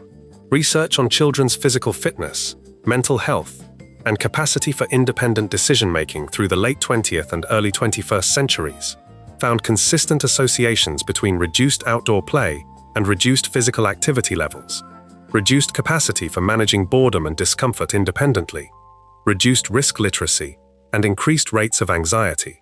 The association between the restriction of children's outdoor freedom and poorer mental health outcomes in those children was found across multiple study designs and multiple countries, suggesting that it was not an artifact of a particular methodology or a particular cultural context. What the research could not establish definitively was the direction of causation, because anxious children might be kept inside by their parents for reasons related to the child's own anxiety, rather than the parents', and disentangling these threads was methodologically difficult.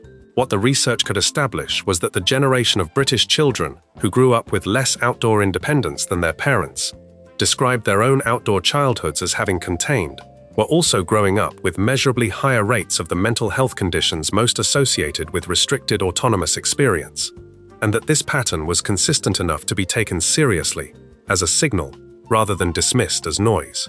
The child who left the house on a Saturday morning in 1982 and came back in the late afternoon, having covered a territory of several streets in several directions, having resolved several disputes with other children without adult mediation, having sustained a minor injury and dealt with it independently, having made decisions about where to go and what to do for 6 hours without consulting anyone, had received an education in autonomous functioning that the 6 hours had delivered whether or not anyone had framed it as education. The child had learned that the world was navigable, that other people were generally not threats, that problems had solutions that you could find if you thought about them, that boredom was a condition that passed if you moved through it rather than avoided it, and that time alone in the world without a schedule was not a punishment but a resource. None of this was taught, all of it was learned, through the experience of being outside without supervision, in a world that was, in the aggregate, manageable and not particularly dangerous. The learning happened below the level at which it was noticed or named, which is how the most durable education tends to happen. You came back through the door in the late afternoon, and the afternoon existed only in your memory, and in the memory of the other children who had shared it, and the specifics of it would fade at the pace that childhood memories fade, which is fast, and would be replaced the following Saturday by a new version of the same thing. Nobody asked for a report. Nobody tracked the route. Nobody had been waiting for a check-in call, because there was no mechanism for a check-in call, and none was expected. You had simply been outside, in the world, for the day, doing what children had always done with the day when they were given the world and left to find what to do with it. The door had opened, and you had gone through it, and the world had been there, and you had been in it, alone, which was simply what outside meant. That was simply how Saturday worked. Before we move on, if you're enjoying this analysis, please consider subscribing. It helps the channel tremendously. That door closed behind you, and Saturday was yours, and nobody could reach you. And that was unremarkable, in the specific way that only the most normal things are unremarkable. But something else was present in Britain throughout that same decade that required no door and no decision. Section 6. Leaded petrol. Every car that passed you on the pavement left something behind. Not the noise, which was immediate and then gone, and not the displaced air, which you felt for a moment on your face and then did not. Something smaller than both of those, invisible and without sensation, a fine aerosol of particles exhausted from the engine through the pipe at the back of the car and dispersed into the air along the road at the height where you were walking and breathing. This happened with every car and every bus and every lorry on every road in Britain throughout the whole of the 1980s. And it happened because every litre of petrol burning in every one of those engines contained a compound called tetraethyl lead, added to British fuel as a standard ingredient since the 1920s. And when tetraethyl lead burned in an engine, it did not burn away into nothing. It came out of the exhaust as inorganic lead compounds in a particle size fine enough to remain suspended in the air for long periods before settling into the soil, alongside the road, or being inhaled by whatever was breathing in the vicinity. Researchers measuring airborne lead concentrations in central London in the early 1980s recorded annual average figures of between 300 and 600 nanograms of lead per cubic meter of air. You were breathing that air. Everyone on every pavement in every British city was breathing it. Nobody was doing anything in particular wrong. It was simply the air, and the air was simply what it was, and the cars were simply what cars ran on. And the connection between those facts and what they were doing inside the bodies of the children, breathing the air on the pavement, was not something that arrived in the conversation of ordinary British life with any urgency until long after the urgency was warranted. Tetraethyl lead had been added to petrol since 1921, when a team of researchers at General Motors, led by the American chemist Thomas Midgley Jr., discovered that it functioned as an octane booster, increasing the fuel's resistance to a condition called knocking, which was the premature detonation of the fuel-air mixture in the engine cylinder before the piston had reached the correct position in its stroke. Knocking reduced engine efficiency and caused mechanical damage over time, and eliminating it was a genuine engineering problem with real commercial value. Tetraethyl lead solved the problem, and the solution was manufactured and sold commercially almost immediately after Midgley's team established it, under the trade name Ethyl, produced by a joint venture between General Motors and Standard Oil, called the Ethyl Corporation. The commercial logic was straightforward and powerful. A cheap additive that improved engine performance and could be added to existing fuel infrastructure without rebuilding anything was the kind of solution that moved from laboratory to market at speed. The fact that lead had been understood as a toxic substance since antiquity, its capacity to cause neurological damage and death in cases of acute poisoning documented by physicians going back to ancient Rome, did not produce a pause in the commercial process of a duration that the subsequent history would suggest was appropriate. 5 workers died at a Standard Oil refinery in New Jersey in 1924 during the early industrial production of tetraethyl lead, killed by acute lead poisoning from direct high-concentration exposure to the compound. Dozens more were hospitalized with symptoms including hallucinations, seizures, and severe neurological disruption. And the incidents were reported in the American press with enough detail to generate public concern about the safety of putting lead into fuel that would be handled by workers and burned on public roads. The United States Public Health Service convened a conference in 1925 to examine the question of whether the lead in vehicle exhaust at roadside concentrations posed a risk to public health. The Ethyl Corporation presented data at the conference, arguing that it did not, that the concentrations in everyday use were too low to cause harm, and the conference accepted this position, and the product continued. The difficulty with the conference's conclusion was that it evaluated the question using the evidence available in 1925, which was the evidence of acute poisoning at high concentrations, because the evidence of chronic, low-level, population-wide neurological harm accumulating over decades in children breathing vehicle exhaust at roadside concentrations did not yet exist in 1925. It would take several more decades of the product being in use to produce the exposure, and several more decades after that to produce the research that measured what the exposure had done, by which time the product had been in every liter of petrol sold in the industrialized world for the better part of a century. The person who did the most to establish what the lead in petrol had actually done to the environment was not a toxicologist or a public health researcher, but a geochemist, and he arrived at the question through a route that had nothing to do with vehicle emissions. Claire Patterson was a researcher at the California Institute of Technology, whose original work concerned the age of the Earth, which he was attempting to determine through measurements of lead isotope ratios in ancient meteorite samples. The persistent problem he encountered was that his laboratory and his samples were contaminated with lead at concentrations far above what ancient geological materials should contain, and the source of the contamination was the ambient environment of a mid-20th century American research institution, which was saturated with lead from industrial sources, including vehicle exhaust.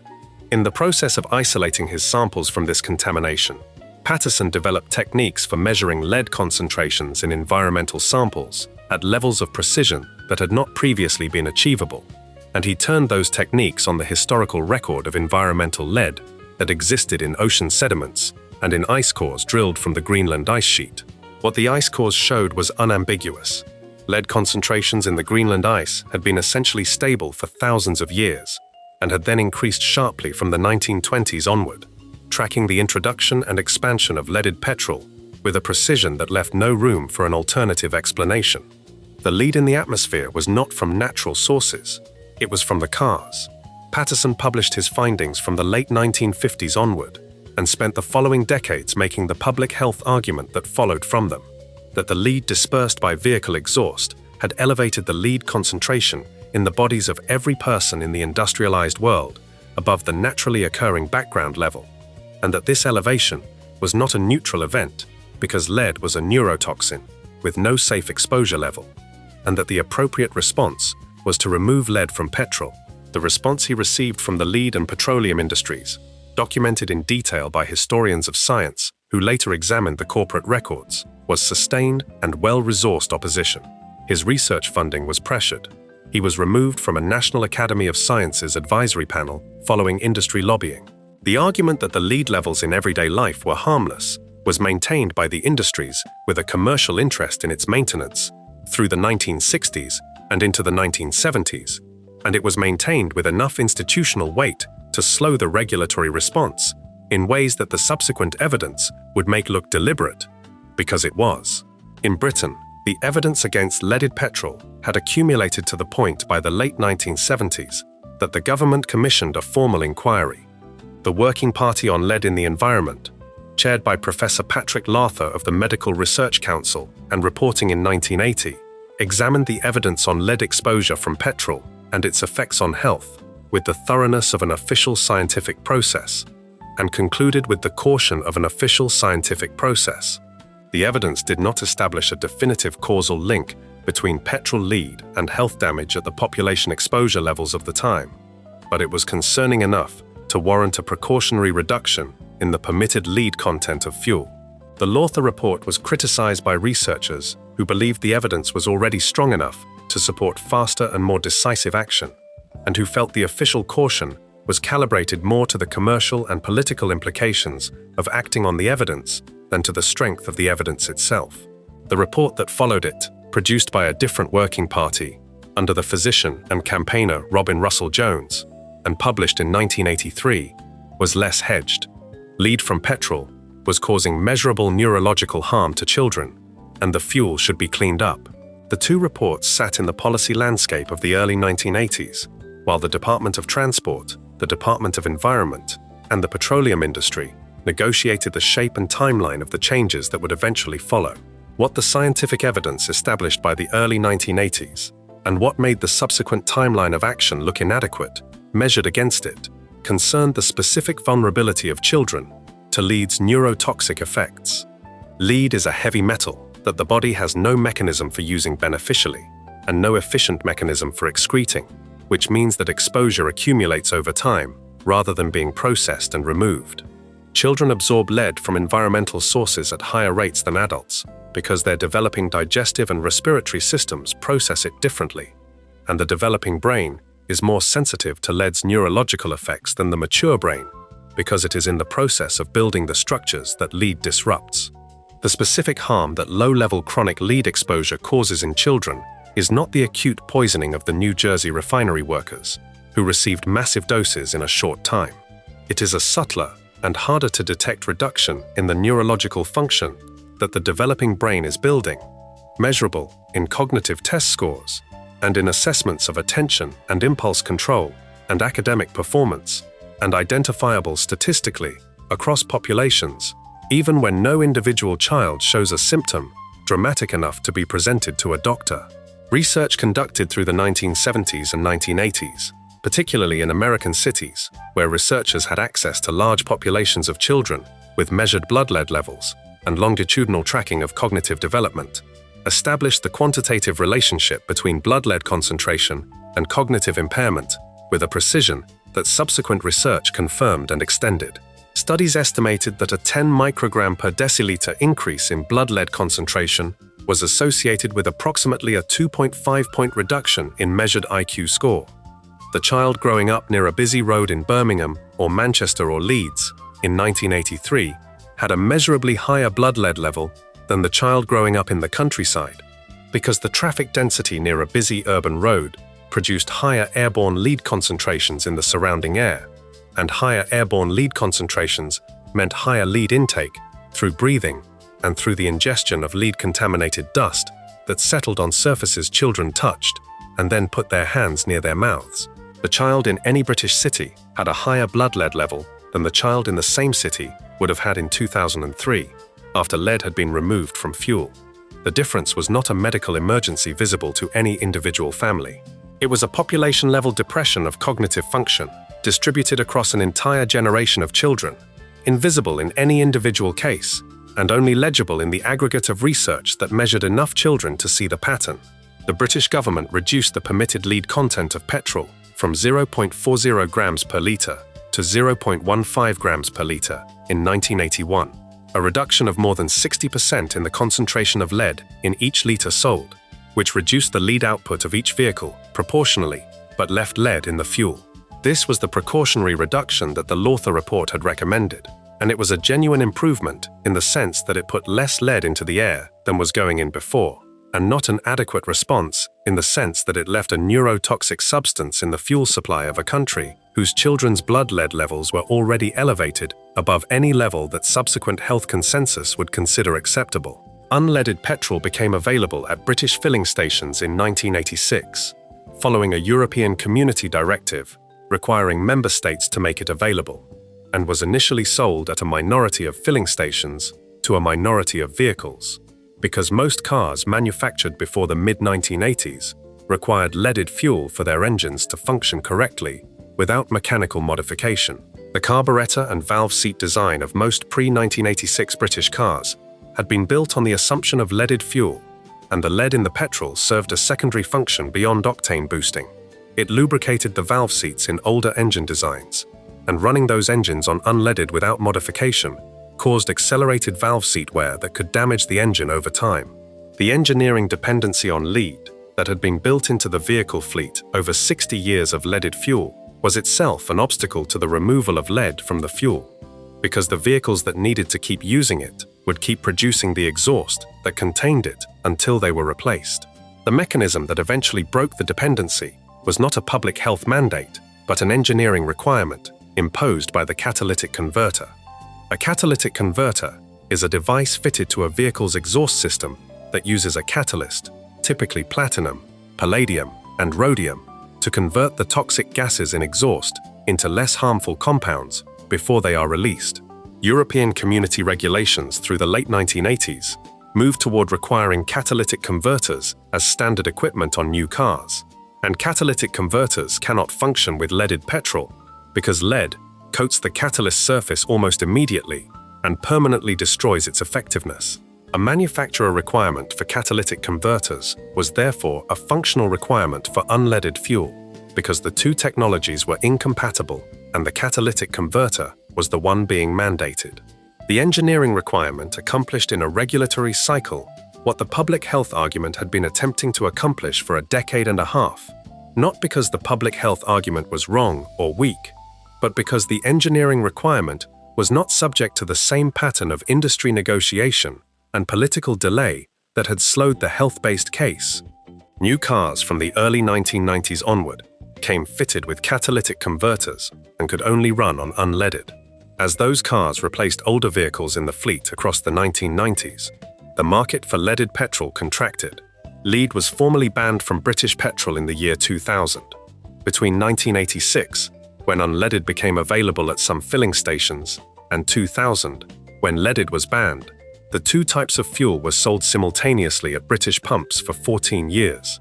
The driver of an older car who had not had their engine modified to run on unleaded continued buying leaded petrol through the 1990s as a practical necessity, and the filling station continued selling it, and the exhaust continued producing lead aerosol. Across a decade, when the scientific consensus on the harmfulness of petrol lead was not contested by any credible scientific authority, and was accepted by every major health organization that had examined the evidence. The gap between the scientific consensus and the regulatory endpoint was 14 years if you measured from when unleaded became available, and nearly 20 years if you measured from the Lawther Report, and several decades more if you measured from when Patterson had first established the global scale of environmental lead contamination. The pattern of that gap, which repeated across multiple countries with slight variations in timing, tells a consistent story about how commercial interests and regulatory timelines interact when the harm being done is invisible, distributed across an entire population, and measurable only in the aggregate statistics of research, rather than in the acute symptoms of individual identifiable victims. The fall in blood lead levels in the British population across the 1990s, as unleaded fuel became dominant and then total, was measurable and rapid. Studies tracking blood lead concentrations in British children through the decade recorded the decline with a clarity that retrospectively confirmed how much of the elevated blood lead of the 1980s had come from petrol. The air quality measurements at monitoring stations in central London recorded lead concentrations dropping from the 300 to 600 nanograms per cubic meter of the early 1980s to around 20 nanograms per cubic meter by 2000. The soil alongside busy roads retained the accumulated lead from decades of vehicle exhaust. Because lead in soil does not decompose or migrate in ways that would remove it, and research published by Imperial College London in 2021 found that lead from leaded petrol persisted in London's airborne particles more than 20 years after the ban, resuspended from road dust by wind and traffic at concentrations that, while far below the 1980s levels, remained detectable and represented a continued contribution from the historical legacy of the fuel that had been standard for 60 years before it was removed. American researchers attempting to quantify the population-level cognitive impact of removing lead from petrol-produced figures that, while specific to the United States and its particular timeline of lead reduction, illustrated the scale of what was at stake. Research estimated that the removal of lead from petrol in the United States had increased the average intelligence of American children by between 2 and 5 IQ points since 1980. and that the aggregate economic benefit of that cognitive gain, accounting for the increased productivity and earnings associated with it across the population over a working lifetime, exceeded $6 trillion as of 2017. The British numbers, applied to a smaller population on a slightly different timeline, would be smaller, but the direction and the order of magnitude of the calculation are the same. The children who grew up in Britain in the 1980s, breathing the air above the roads, carried in their blood lead levels that their parents had no reason to know were elevated, that their doctors had no routine mechanism for testing, and that were producing effects on their neurological development that no individual child would ever be able to identify in themselves, because you cannot know, from inside your own cognitive development, what it would have been without the exposure. The effect was real, and it was distributed invisibly across a generation, and it left no individual trace by which it could be seen or attributed or grieved. The child playing in the street in 1983, on the pavement alongside the road where the cars went past, was in the most lead-contaminated air that British urban life produced, close to the road, at the height where exhaust dispersed most densely, in the age range of maximum neurological vulnerability, in a decade when the permitted lead content of fuel had just been reduced but not yet eliminated. The child's parents, standing at the gate watching or not watching, breathing the same air, had no practical means of knowing this, and no practical means of doing anything about it if they had known, because the lead was not a product they had chosen, or a risk they could opt their family out of. It was in the fuel that powered the vehicle they drove to the supermarket, and the bus that took the older children to school, and the lorry making deliveries to the shops on the high street. It was an infrastructure-level fact of British life in 1983, as total and as invisible as the air itself, and the air was simply what you breathed, and what you breathed was simply what was there. You did not smell the lead, you had no sensation of it entering your body or accumulating in your blood. The cars went past, and the air moved, and you kept playing or kept walking or kept standing at the gate, and none of it registered as anything other than a street, and a pavement, and an ordinary afternoon in a decade when this was simply how petrol worked. The ceiling of the filling station forecourt was not yellow in the way the pub ceiling was yellow. There was no visible record of what was passing through the air. The record was kept elsewhere, in the measurements of researchers, and in the blood of a generation of children, and in the soil alongside every road, where it remains. Before we move on, if you're enjoying this analysis, please consider subscribing. It helps the channel tremendously. That lead was in the air, above every British street and every British road, for the whole of the decade, produced by every vehicle that passed, invisible in every breath. But the final thing on this list is different in kind from everything before it, because it was not a gap in safety law, or an invisible chemical, or an unexamined habit. Section 7, Section 28. The question was asked in the middle of a lesson about something else, the way the questions that matter most tend to arrive, sideways and without warning, in a gap between two scheduled things. A child had heard a word on the television, or in the playground, or in the corner of a conversation between adults who had not noticed the child was listening, and the word had produced a question, the way words that carry unexamined weight always produce questions in children, who have not yet been told that certain questions produce discomfort in the adults they are put to. The teacher heard the question. There was a pause of a specific quality, not the pause of someone considering how to answer, but the pause of someone calculating whether to answer at all, whether the answer was something the room was permitted to contain, whether the particular question about the particular word connected to something that now, as of the 24th of May 1988, the local authority that funded this school had been legally prohibited from promoting. The calculation happened in less than a second and produced a redirection, back to the textbook, back to the scheduled content, back to the surface of a lesson that resumed as though the question had not arrived. The child wrote something in the margin of their exercise book. The lesson continued.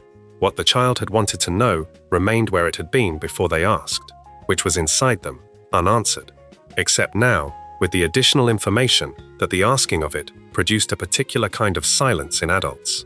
Section 28 of the Local Government Act 1988 was enacted on the 24th of May 1988 under Margaret Thatcher's Conservative government and remained on the statute book until the 18th of November 2003 in England and Wales, and until June 2000 in Scotland, which repealed it first.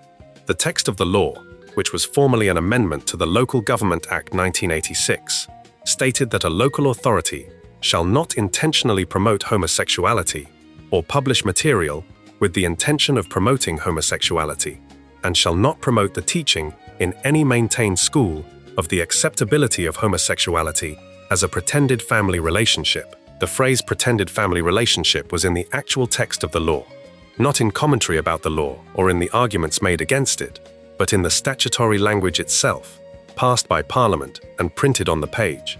The official position of British law from 1988 to 2003 on the question of whether a family with gay parents was real. It was not, in the law's language, a family. It was a pretense of one. This was not an interpretation or an inference. It was what the legislation said. The immediate motivation for the law had been building through the mid-1980s in the form of a specifically constructed moral panic centered on the activities of certain Labour-controlled local authorities, particularly in London, which had in the early 1980s produced and distributed educational materials that included positive depictions of gay families and gay relationships. The Greater London Council, which had been making noise about equality across a range of areas before Margaret Thatcher's government abolished it in 1986, had been among the most visible, and its abolition had not ended the concern among conservative politicians and parts of the press about what was being put in front of children in Labour-controlled areas. The specific flashpoint was a book. Jenny Lives with Erik and Martin was a Danish children's picture book written by Susanne Bescher and illustrated by Andreas Hansen, published in Denmark in 1981 and translated into English in 1983 by Gay Men's Press, a small British publisher. It depicted a young girl named Jenny who lived with her father and his male partner, and it did so without drama or crisis, as a domestic arrangement that worked and was not the subject of any moral conclusion drawn by the narrative. The Inner London Education Authority had purchased copies for its school's library service, making it available to schools that wanted it, rather than requiring its use in any curriculum. By the mid-1980s, it had become, in the tabloid press and in conservative political discourse, a symbol of local authority overreach into the minds of children. The image of a children's book, showing two men in a relationship, presented as evidence of a program of ideological corruption so urgent that legislation was required to stop it. The political momentum toward a law had been building since 1983, when Lord Halsbury introduced a private member's bill in the House of Lords that would have restricted local authorities from funding activities related to homosexuality. The bill failed, but established the legislative template. Subsequent attempts refined the approach, and by December 1987, the specific amendment that would become Section 28 was introduced in committee stage of the Local Government Bill by David Wilshire, the Conservative MP for Spelthorne. It passed through both houses and received royal assent in March 1988, coming into force in May. The Organisation for Lesbian and Gay Action, which had been founded specifically to fight the clause, described it at the time as the most repressive legislation since male homosexuality had originally been criminalised. In April 1988, before the law came into force, a protest march in London against Section 28 drew an estimated 30,000 people. The night before the law passed, a group of lesbian activists staged several simultaneous protests, including abseiling into the chamber of the House of Lords during a debate and, in the action that reached the widest audience, entering the BBC television centre and interrupting the 6 o'clock news, live on air, where one woman managed to handcuff herself to presenter Sue Lawley's desk before being removed by studio staff. The next day's newspapers reported it as an outrage. The next day, the law came into force. What Section 28 actually prohibited, in strict legal terms, was more limited than the chilling effect it produced suggested. The law applied to local authorities, not to individual schools or to individual teachers. A local authority could not fund, produce, or distribute material that promoted homosexuality, and could not promote the teaching of its acceptability in maintained schools. But the day-to-day content of a lesson, the advice a teacher gave a pupil in a private conversation, the decision a school counselor made about how to respond to a student who had disclosed something about their identity or their family, these were technically not the business of the law, which operated at the level of the local authority rather than the classroom. The Department of Education and Science issued a statement in 1988, clarifying that Section 28 did not affect the activities of school governors or teachers in carrying out their responsibilities. The statement was technically accurate. It did not produce the effect that technical accuracy might have been expected to produce, which was that teachers continued doing what they had been doing before the law existed. The National Union of Teachers, examining the situation its members were now operating in, produced guidance that acknowledged the gap between the law's technical scope and its operational effect on the profession. The NUT statement noted that while Section 28 applied to local authorities and not to schools, many teachers believed, albeit wrongly, that it imposed constraints in respect of the advice and counseling they give to pupils, and that professional judgment was therefore influenced by the perceived prospect of prosecution. The NUT's language was precise. The teachers were wrong, technically, about whether the law reached them directly, but the wrongness of their belief did not make the belief inoperative. A teacher who believed, even incorrectly, that discussing homosexuality with a pupil exposed them to legal risk changed their behavior in the direction of the belief, not in the direction of the technical legal position. The law did not need to prohibit what teachers did in classrooms in order to change what teachers did in classrooms. It only needed to produce uncertainty, and uncertainty in a professional culture where the safest interpretation of an ambiguous rule is always the most restrictive one, produced exactly what a law that technically did not apply to classrooms needed to produce in classrooms. The young person who was gay or lesbian or bisexual, or simply asking questions about identity in a British school between 1988 and 2003, was therefore asking those questions in an institution where the adults responsible for their welfare had been given, by an Act of Parliament, a structural reason to avoid engaging with the questions directly, even where the law did not technically require them to avoid it. The school counsellor, who might have said something useful, said something careful instead. The teacher, who might have included something relevant in a lesson on family or relationships, omitted it in favour of content that raised no difficult questions about what the local authority's legal position required. The library that might have stocked books containing gay characters in family settings did not stock them, or stocked them and kept them where they would not be prominently encountered, because the library was a resource of the school, which was funded by the local authority, which was subject to the law. The cumulative effect of all these individually small adjustments to individual professional judgments was the systematic removal of any affirming or simply normalizing content about gay lives from the educational experience of an entire generation of young people, at precisely the ages when young people are working out who they are and what the world thinks of who they are. The AIDS crisis ran through the same years as Section 28 and in the same social space, and the two things were not separate in their effects on the lives of gay people in Britain. The epidemic had become visible in Britain in the early 1980s and had generated by the mid-decade a public health emergency that the government addressed through the Tombstones and Icebergs public information campaign of 1986 and 1987, a campaign notable for its directness in addressing sexual transmission in a country that had not previously conducted government health communication at that explicit register. The AIDS crisis and the Section 28 debate were happening simultaneously, and they interacted in specific ways. Section 28 contained a provision clarifying that it should not prevent local authorities from doing anything for the purpose of treating or preventing the spread of disease, which was an acknowledgement that AIDS education needed to continue even if the law was restricting other content relating to homosexuality. The provision was necessary precisely because Section 28 operated in the same domain as AIDS education, and the drafters of the law had recognized that removing all content relating to homosexuality from local authority materials would have prevented the delivery of public health information that the government's own health policy required. The gap between the law's stated intention and the public health reality it was navigating was visible in the text of the law itself.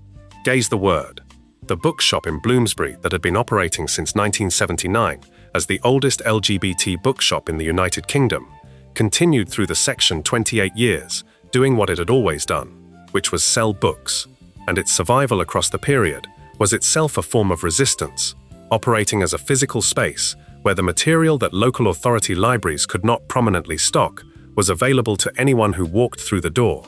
A worker at Gaze the Word described, in an account documented by researchers examining the period, regular visits from librarians employed by Labour-run London councils, including Islington, Camden, and Wandsworth, who came to the shop to look at what was being published and to maintain a connection to material they could not always acquire for their own collections.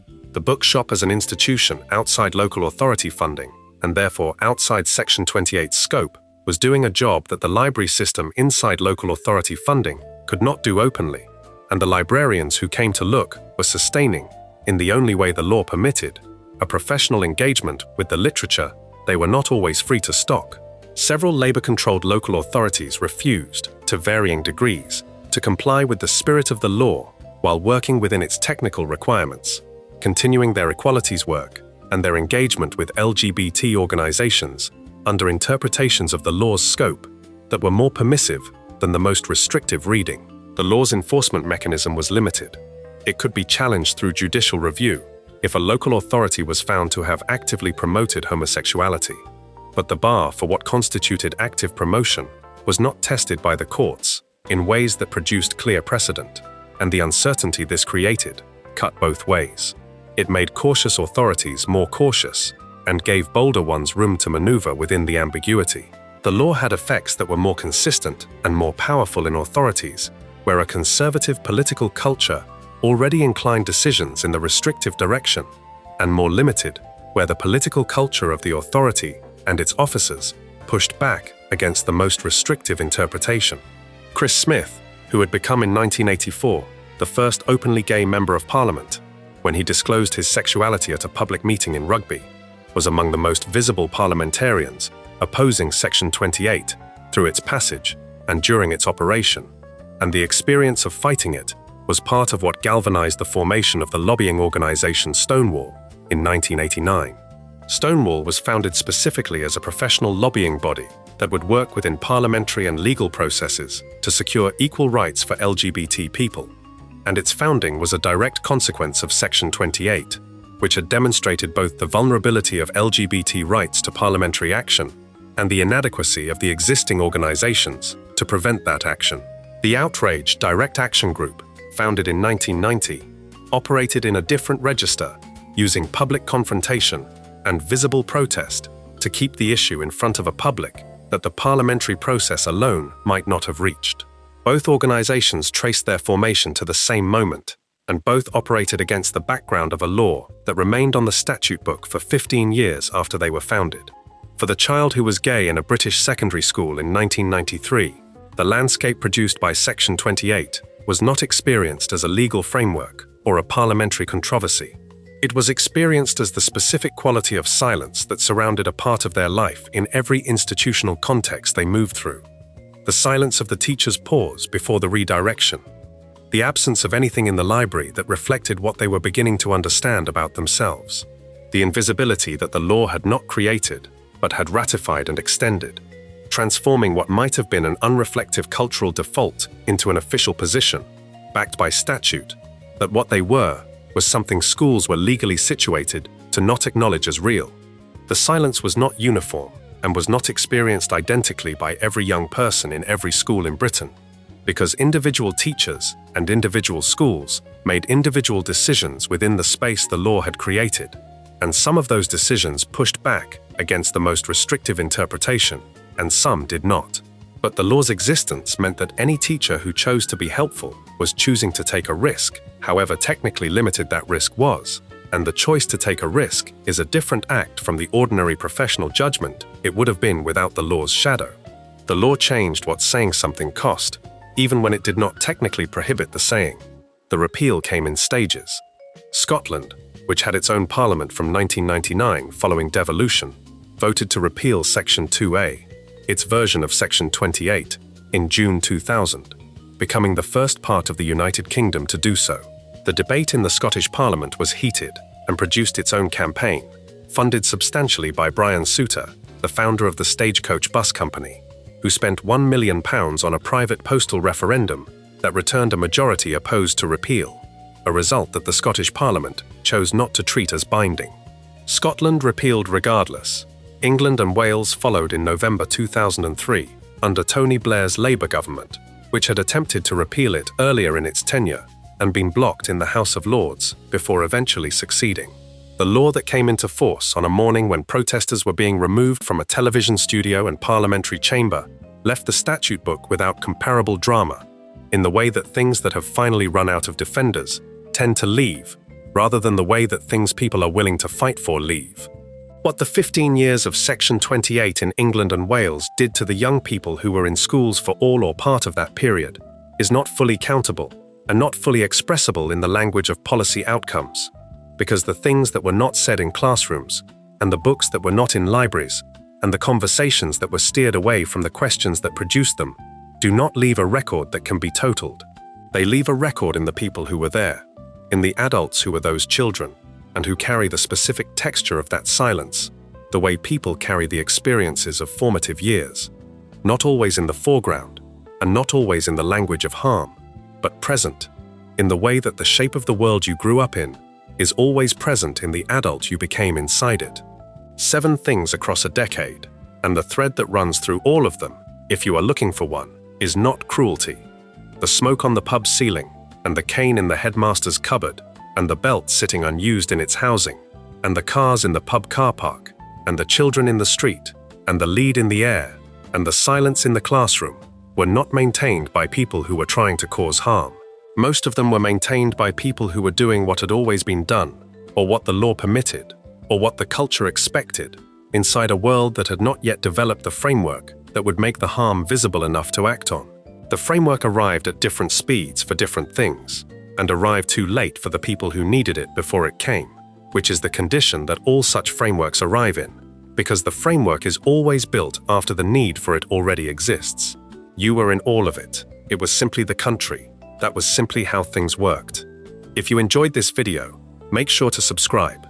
Thanks for watching, and I'll see you in the next one.